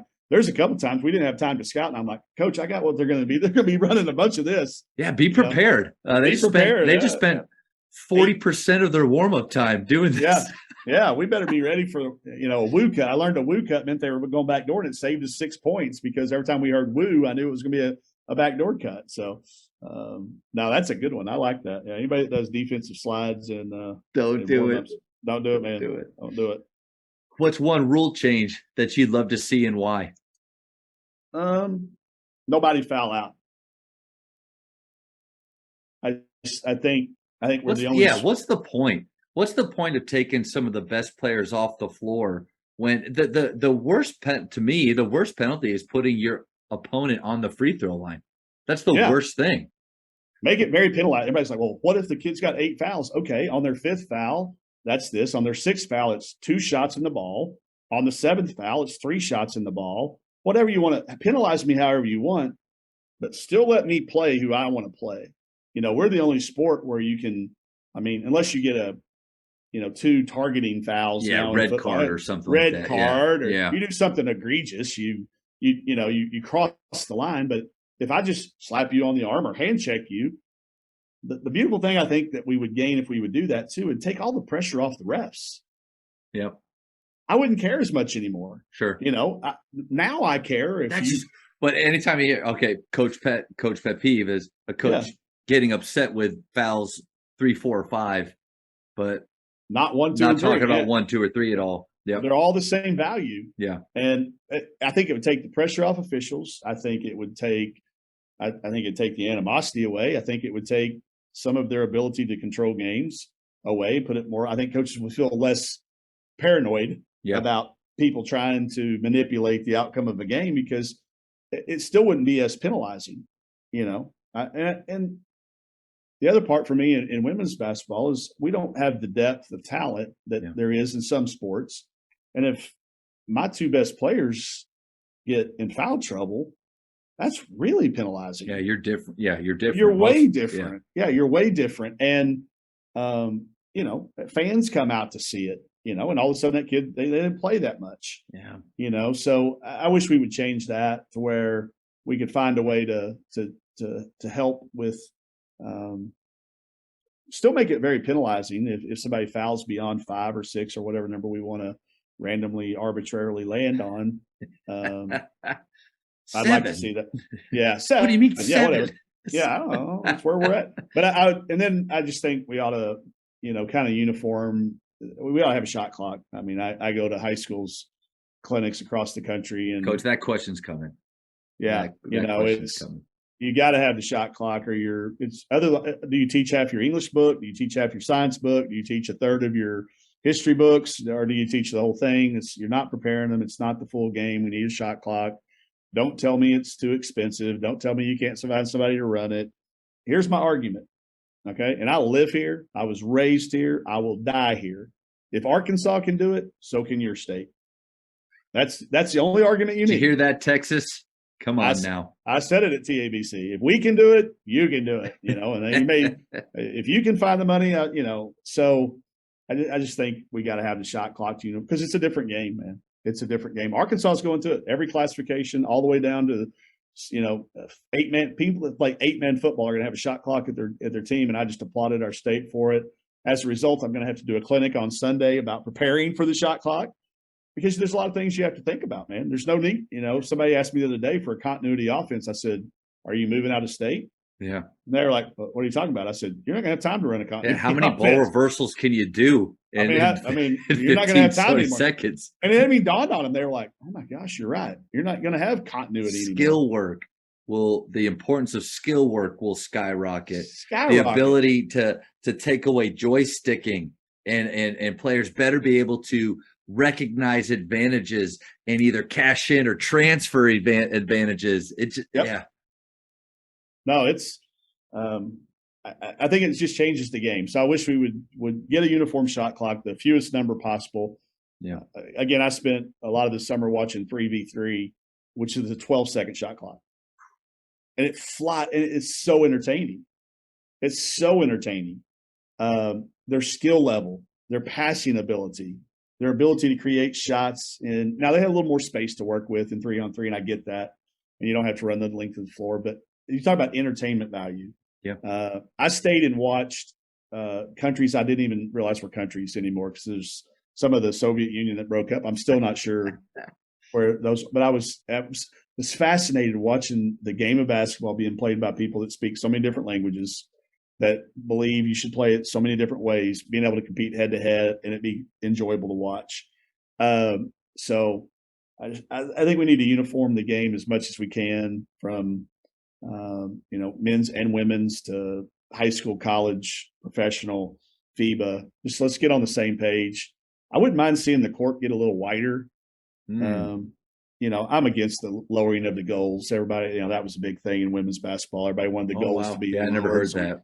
So you didn't? Well, no. Oh yeah, there was a big push to lower the goals so we could dunk, and that'd be more entertaining and get more people in. Just make the basket bigger. If you want more offense, just simply make the basket bigger. That wouldn't cost anybody any money except for a rim. But a wider court would be. You go to an NBA game now, just the sheer size. You're right. Of the human beings that are able to maneuver at the size, and I can put 4 of my players fingertip to fingertip and go sideline to sideline now. We got some length on this team. We never had that before. It used to take 8 of them. Now it just takes the 4 of them, but that speaks more to the size of our team. But have you ever seen Shaq in person? And then you see Shaq standing next to Yao Ming, and you realize how small Shaq is. Those are some massive bodies. Yeah. That I think the game could be better if we widen the court a little bit. Don't lengthen it, widen it maybe a little bit if we had to, but that'd cost a lot of money. So what do you think about a defensive 3 seconds going down? Yeah, all for it. They have it, they have it in some leagues. I think it's great. That's what Luca made a comment about what league is it easier to score in? And he said, the NBA by far.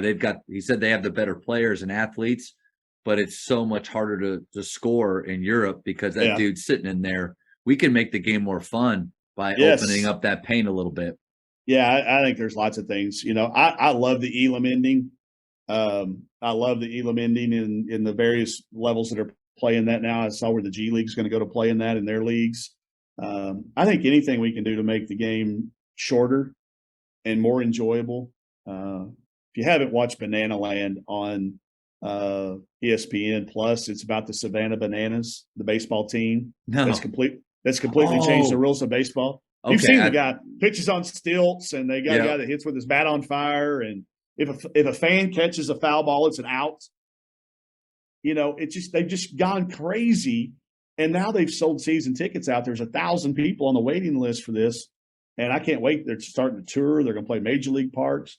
I love baseball. I grew up playing baseball. It was my first sport I loved. But I think there's some things we could do differently that would be cool. That's good. So I'm not saying we have to do that at all levels, but I think the fact that we're just, kind of sometimes bound to doing what has been done in the past might not be what's the best for the future. But shot clock, definitely, I think, is an easy one for us to all get on board with. going back to fouls, I because now you've got me thinking about all these reasons to schedule teams or reasons.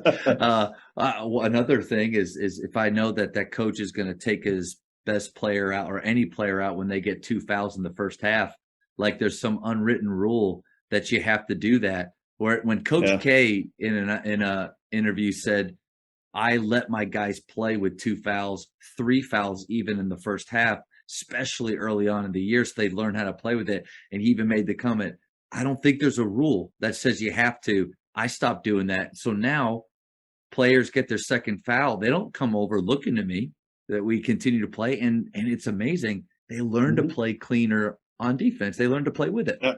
The kid that did the research paper on that was he was Kevin McGuff's manager at Ohio State. It was a class project he did at Ohio State. He studied Karl Anthony Towns. It was his test study.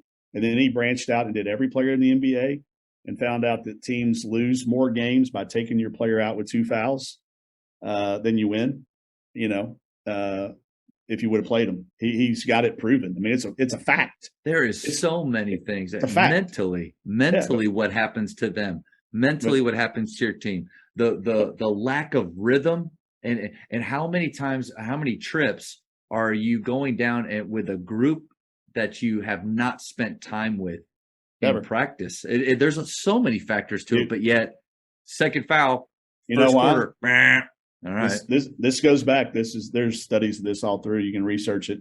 It's the same reason that in soccer on penalty kicks, the person doesn't kick it right down the middle every time. They should.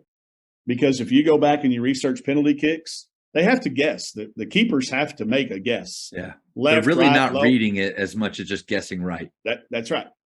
But if they would just kick it right down, very rarely does the keeper just stand there. Ever. You go back and look, read there. There's a great research paper out there. But the psychology behind it is you don't want to be that coach that told your player to kick it down the middle. Because then you're going to look like, well, we weren't even trying.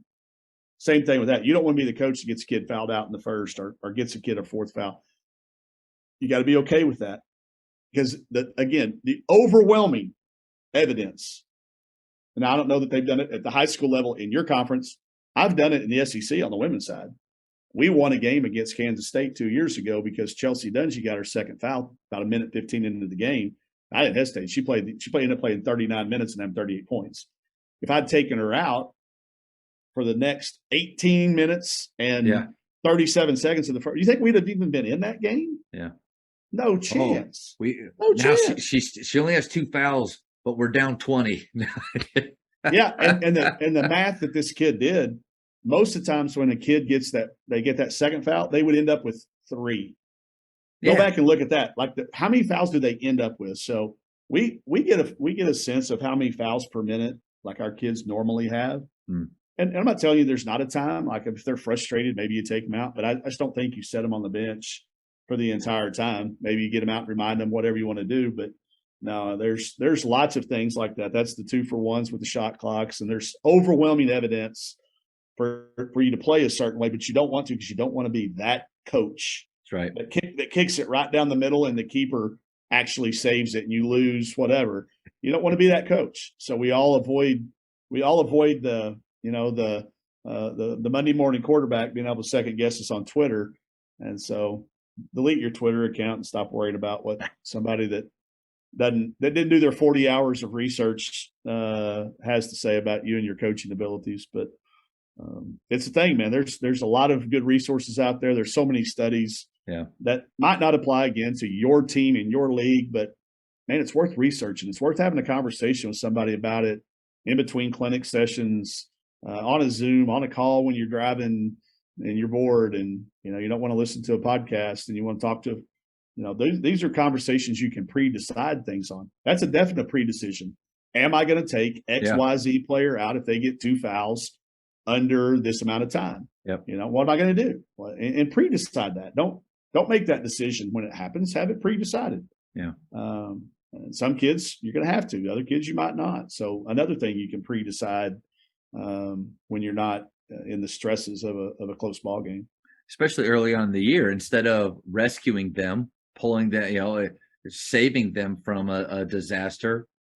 Let them fail. What's the worst thing? If your best player gets 4 fouls in the first half or fouls out early in the third, it probably is going to be the last time that happens. It's going to be one of the best learning tools that you have. Hey, you're a little handsy right now. Let's remember, or don't even have to say it. So I like that type of thinking. Coaches, the Jamodi podcast is powered by Shoot 360. The future of basketball has arrived in Dallas-Fort Worth. Shoot 360 combines the latest sports technology with the fundamentals of basketball skill development. The result is a one-of-a-kind video game-like basketball program designed to improve your shooting, dribbling, and passing. Visit shoot360dfw.com to learn more and register for your free 1-hour workout evaluation. Shoot 360, the future of basketball is here. There's a coach around my area that just retired after 30 years at Birdville High School, Coach Fitch. I was talking with him and I asked him the culture question. And he said, you know what? He's like, that word, 15, 20 years ago, we didn't use that word. It's just how we show up and what we do every day. So I like thinking of culture that way, not as a buzzword. So not without going into culture, what are I think you talked about the 4 T's a little bit ago, but what are the 4 the standards and pillars of your program? Well, standards for us are different, but the pillars, we always use trust, talent, time, and then we've added tolerance. For a few years ago, we used to just have 3. We kind of had a 3-legged stool. It was when we were at Washington, but then, what we all went through with COVID and what we went through with some of the racial tension that was happening across our country. Our kids came to me and said, Coach, you cool if we had another T word? And it was tolerance. And it's been awesome for us. It's been very good in our program. Those would be the things, I'd say are the pillars. Standards wise, we got away from goals a number of years ago. We're not a goal driven team. We're standards driven. So our standards are, their behaviors, acceptable behaviors within our program, in the classroom, in the training room, on the school bus, on the team airplane, in the hotel, the lobby, in the common areas in our practice gym, in your dorm room. We've got about 35 areas that we talk about, and we list specific behaviors that we hold each other accountable for. We're not going to list it if we're not going to be willing to hold each other accountable to it. And those behaviors become our rule book. If we're not following them when we're outside of that, and then how closely we adhere to those behaviors that we set determines the goals that we achieve. You won't see win the SEC championship written on a board around here anywhere. You'll see, hey, focus on these standards for the next 27 weeks, and we got a chance to do that. We learned that valuable lesson at Washington when I was a goals guy, man. I'd read every book on goals. Keep it simple, keep it measurable, keep it attainable, keep it stretched. I'd read all those stories about goals, and we had them. And the goal was to make the NCAA tournament because it hadn't happened there in a long time, and we did. And we got to the NCAA tournament, and we did a press conference with our upperclassmen, and all 3 of them looked at each other, saying how excited they were to be there, and we'd reached our goal. Of getting Washington back to the NCAA tournament. Now we're just going to let it go and see what happens. And Plum was a freshman on that team, and I walked by her and I said, we're getting ready to get drilled. Just get ready. We're going to get drilled this year, but use this for next year when we stop doing goals. Because I was fed up with it. That limited us. Yeah. Goals can limit you because if you reach them, what next? You can't just say, add something to it at the end. So that next year with her as a sophomore, we changed those standards to standards. And that's the year we went to the Final Four because we didn't have anything to limit us. Our goal would have probably been to go to the Sweet 16. And once we got there, we probably would have lost. So staying focused on what our standards are would be very big, but we come back to trust. If you only give me one word, that's the one I would love to have. It means a lot of different things, but when you drill it down to that 10-word West Wing answer, it's what allows us to not have to be perfect. Yeah. If I trust you and you trust me, man, we can make mistakes and we can go through failures. But if I don't trust you, you pretty much got to be close to perfect, because I'm not going to believe you. I'm not going to believe in what you're doing or trying to get accomplished or what you say. So that'd be the first and the foremost thing we strive for. And if you have that, then you can go the next word down. But those continue to be things that have been pretty consistent in our programs. I think, you use the word culture, and I got away from that word a long time ago too, because it's got so many definitions. But I do agree with what that coach said. It's what it feels like to be a part of your program. Well, your pet peeves. I mean, your pet peeves start to establish that too. Yeah, it does. Yeah. That's what it feels like. Yeah. And then our identity is what it looks like. How you show up every day. Yeah. Yeah. And as long as you have a definition for it, but you're then, not only do you have a definition for it, but then your behaviors are in alignment.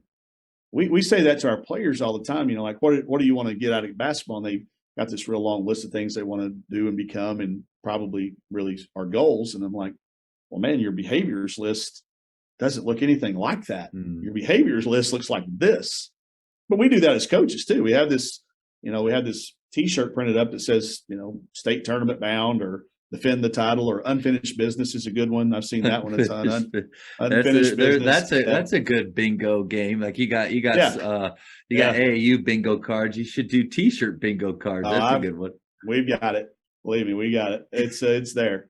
But those all work. But everything, all your systems in have to align with that. Yeah. And I see coaches all the time that are out of alignment with that. When we go around to evaluate during this time of the year, we watch a lot of practices, and I see people doing, they're denying that pass to the wing, and they're out there up the line, on the line, and they're talking, and they're doing all that. Then I go watch a game the next time, and they're not even playing man, and they're certainly not denying. And I'm like, but they spent 30 minutes on that practice that day and doing all that. I'm thinking, productivity over activity. And so, but they're it all goes back to being out of alignment. If I could have one thing, gift every coach one thing, it'd be to keep your program aligned. Do all of your things align with each other? Like, don't just say something to say it. Does it align with everything else that you're doing? I think I know me, I'll drive my car until the tires blow out. I'm driving on bald tires a lot.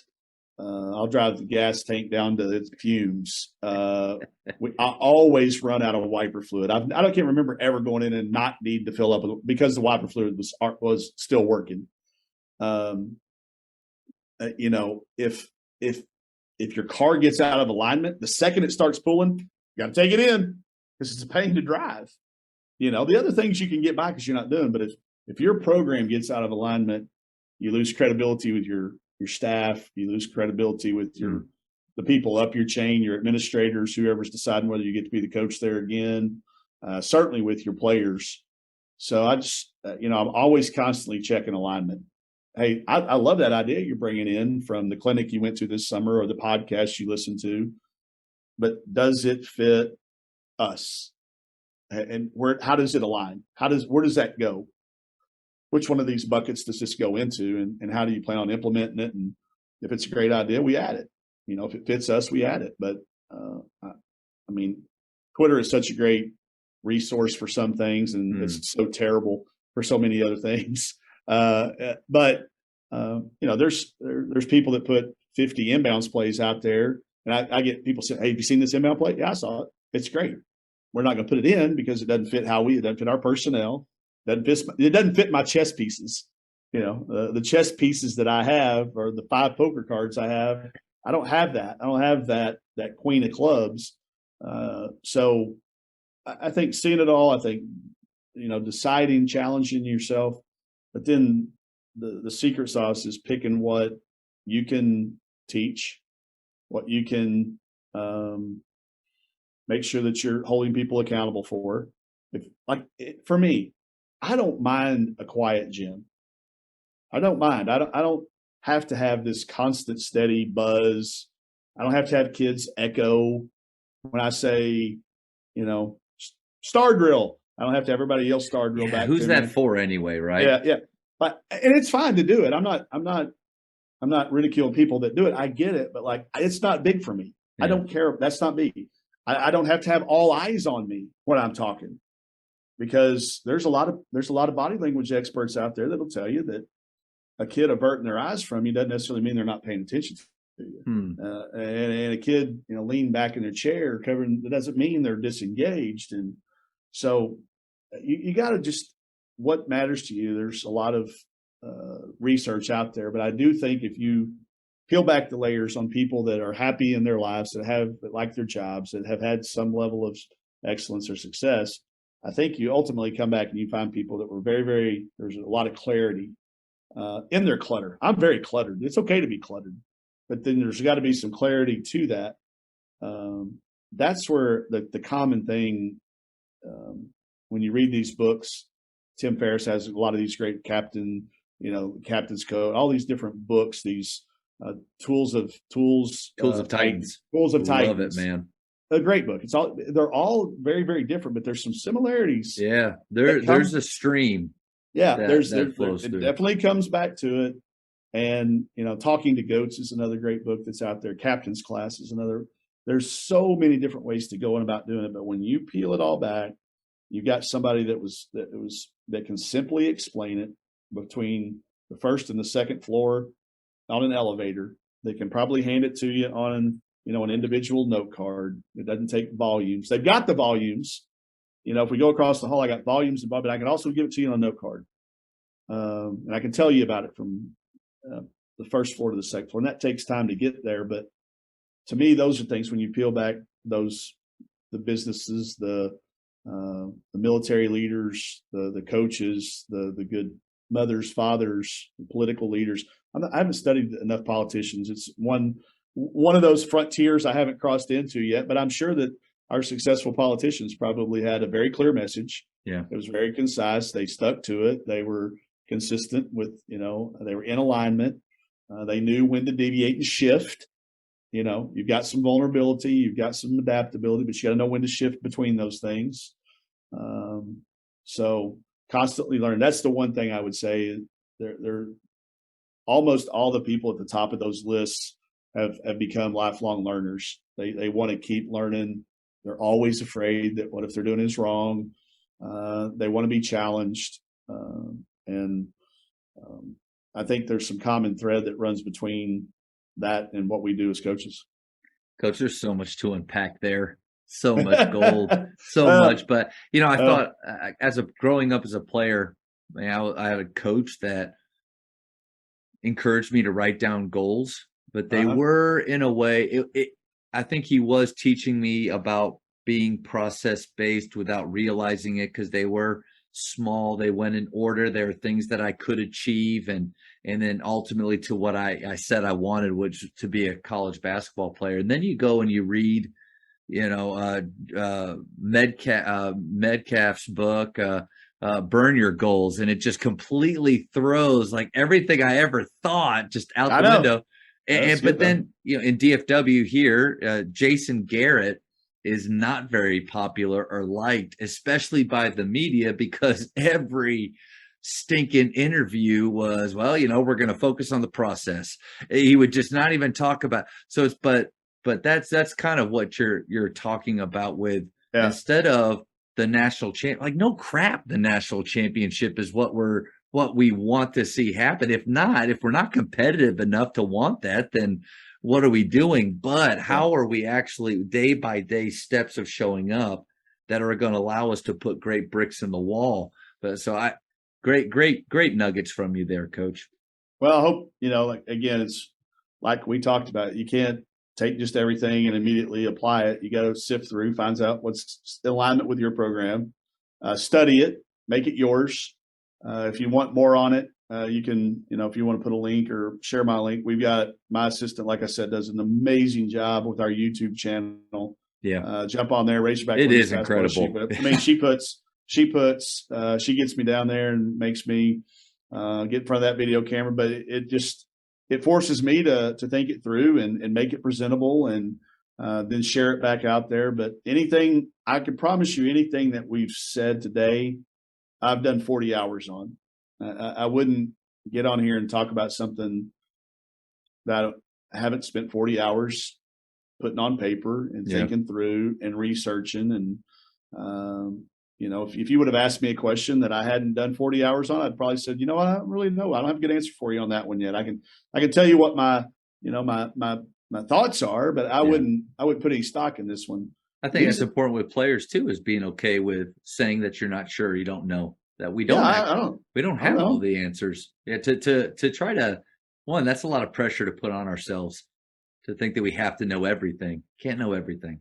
No, that's that being perfect, striving to be imperfect, man. You're setting yourself up for a long, long life. Yeah.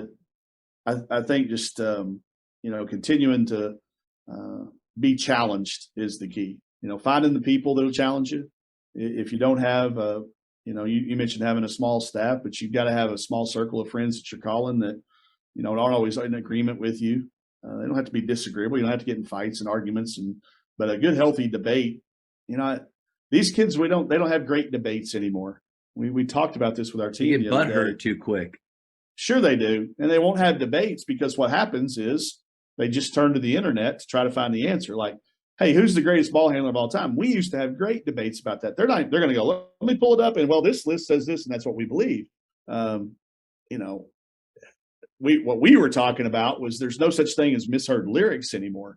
When I was growing up, we made up words to songs because we didn't know what they were saying, but you couldn't look them up. You couldn't grab your phone and Shazam it and go, oh, that's what they say. You had to hope that if the CD came out that it had liner notes in it, that it had the words in it to even know for sure. But there's just so many great debates that have been ruined by the information age. But I think we've also got to embrace that.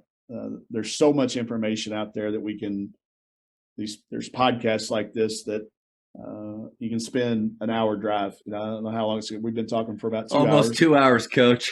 block it into a couple of them, but maybe somebody's got a long drive. We'll be driving down to that area for the football game later on. Maybe somebody can pop it in or listen to it in increments. But sure, there's so many valuable free resources out there. There's so many YouTube channels for people that have spent a lot of time to accumulate and group together actions that work for a specific style of play or a specific makeup, a specific poker hand of players. Nice that's usage. Something. Well, I've got an assistant working on that now. Plays that work for this particular lineup, this particular poker hand.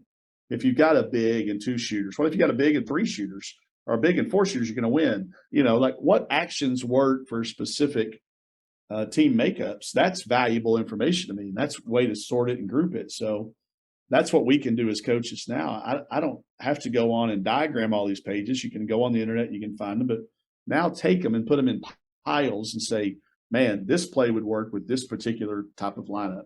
Yeah. This play is going to work for anybody, but as a high school coach, I needed some plays that worked for my superintendent's kids. I needed a play that was going to get my booster club president.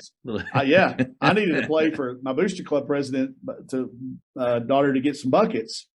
And that wasn't something Coach Self was talking about at the clinic I went to in Vegas that summer at the Nike clinic that he was teaching Kansas break with. Well, they could have run flag. They probably could have run anything and won.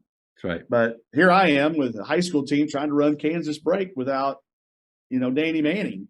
Oh, that wasn't very smart on my part.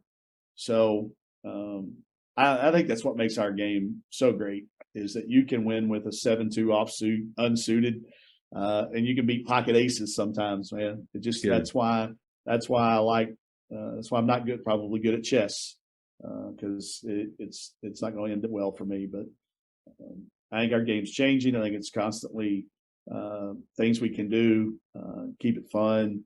The kids stay the same age for me. That's the hard part. I keep getting a year older and they keep staying the same age. The speed round. So many coaches get to, they watch you in clinics or they watch your videos, but the speed round, we're going to get to know you even better. All right, go. All right. Favorite ice cream flavor? Chocolate. How many hours of sleep do you need? Need or get? Both. I only need about 4 or 5, but I get 7 or 8. Okay. Ooh, best basketball movie of all time. Best basketball movie of all time. It's The Hoosiers will always be my best basketball movie of all time. Finding Forrester, a close second, and some people argue it's not a basketball movie, but it is. Okay, the basketball in it, I didn't appreciate the way it looked, the way they play, but I didn't appreciate above the rim basketball either. But the movie's great, very great, very good. Yeah, what did you like good. about Finding Forrester? Just the whole speech when he stood up for him there at the end, and the fact that Malcolm kept it. Was it Malcolm? Am I saying his name? Maybe that's the character's name. Jamal was the character's name, but I think the actor is Malcolm Brown. But I love that scene when he shows up to support him in the. You're the man now, dog. Yeah, exactly. So that's good. A horrible impression right there. It was a little Connery. I heard it. A little bit. Okay, texting or talking?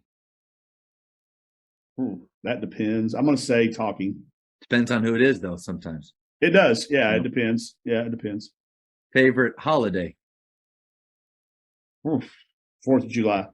Man, I'm telling you, Coach, I don't know how many basketball coaches have said that because, like you alluded to earlier, November and December, we're not getting those. And in college, you're not getting spring break either if you count that as a holiday. So not if you're any good. Not if you're any good. You're still. There was a couple years in college we got spring break. That's not what you want. Not a good thing. Yeah.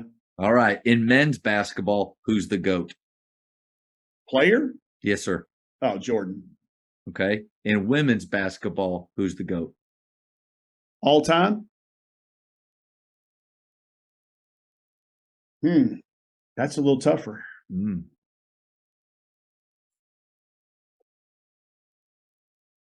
Kelsey Plum.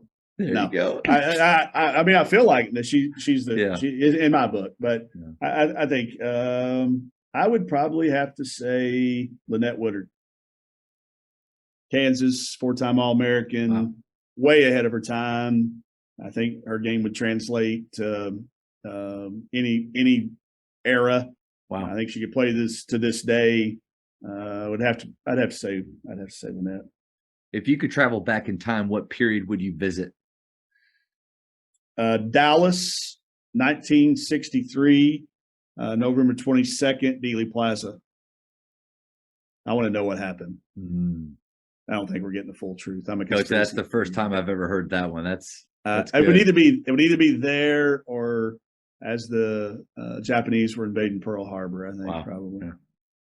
I'm not a history buff, but those two moments, I really got deep into the JFK thing in high school. I would love to be in Dealey Plaza and go stand on the grassy knoll. Yeah. And then get the transport and come back to. I changed the question up. I used to say you travel back in time, what period you go to? And Coach Drew, I had him on, and he said, "Oh, I want to go back to the World War II. I really like it." And then he paused. You're like, "Well, I don't want to be in it." Yeah, right. Yeah. I thought be around it. Yeah, that's pretty good. Yeah. I don't know why my mind went to a specific date, time, and place, but the speed round, Coach, it'll bring the truth out. Yeah, there you go. 2 more. How many cups of coffee do you drink per day? 0. Never, ever, ever, ever have black coffee. Even living in Seattle, I tried it. Don't like it. Coach, we're so aligned. Yeah, in so many ways, and then you just lost. So caffeine at all, or you just Coke? I'll drink a Coke. Yeah, I'll drink a Coke or a sweet tea, but no, just never acquired the taste for coffee. I've tried. Everybody's like, "This is the best. Try this." It's not my jam.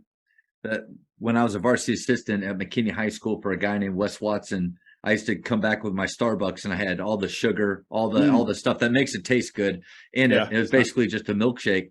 And he said, "What is coffee?" He was like, "Matt, what is that?" And I told him, he's like, "Listen, if you want to be a head coach, you drink your coffee black."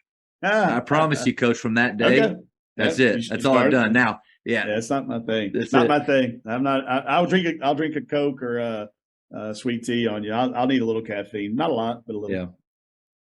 Last one: Godfather, Star Wars, or neither? Star Wars. The Force is strong. Yeah, it's how you doing with the newer stuff? Again, the new Star Wars. The newer thing. Yeah. No, I stopped after the first 3. No, I'm talking about my Star Wars. That's right. That's what I grew up with too. So my son though, who's 21, is actually going to Comic-Con in Little Rock next week as Boba Fett. So he's got a full dress. He looks like Boba Fett. And I don't know, you may not know this about me, but I have my top 3,000 movies ranked in order, 1 through 3,700 now. Yeah. Godfather's numbers. Do you share Godfather's that? Yeah, it's on IMDb. You can look it up right now. Top 1,000. They only let me put 1,000 up on IMDb, but they're up on there. You can look it up. Godfather's, I think, 84. So Star Wars is a little higher than that, but I'm not a huge Godfather. Like everybody's Godfather's got to be higher. I'm like, well, it's my list. Yeah. So, what's your list? But I got bored on some road trips, and I got tired of everybody always changing what their favorite movie was. So I got to ask you, what's one? Few Good Men has not been challenged.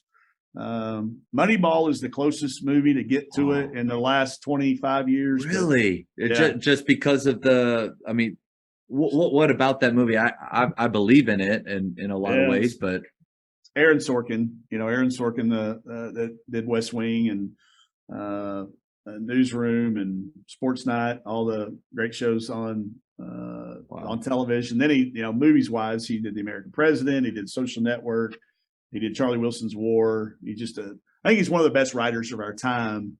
And I just thought the way he brought that to baseball, the way it was acted, I thought it was cast unbelievably well, so well written. It's rewatchable. I quote the scenes with the scouts all the time. You're not even looking at the problem, when they have that whole discussion in there with all the scouts talking about replacing Giambi. And he just points at him. Oh yeah. I do that. He gets on base. He makes threes. She makes threes. That's what that is to me.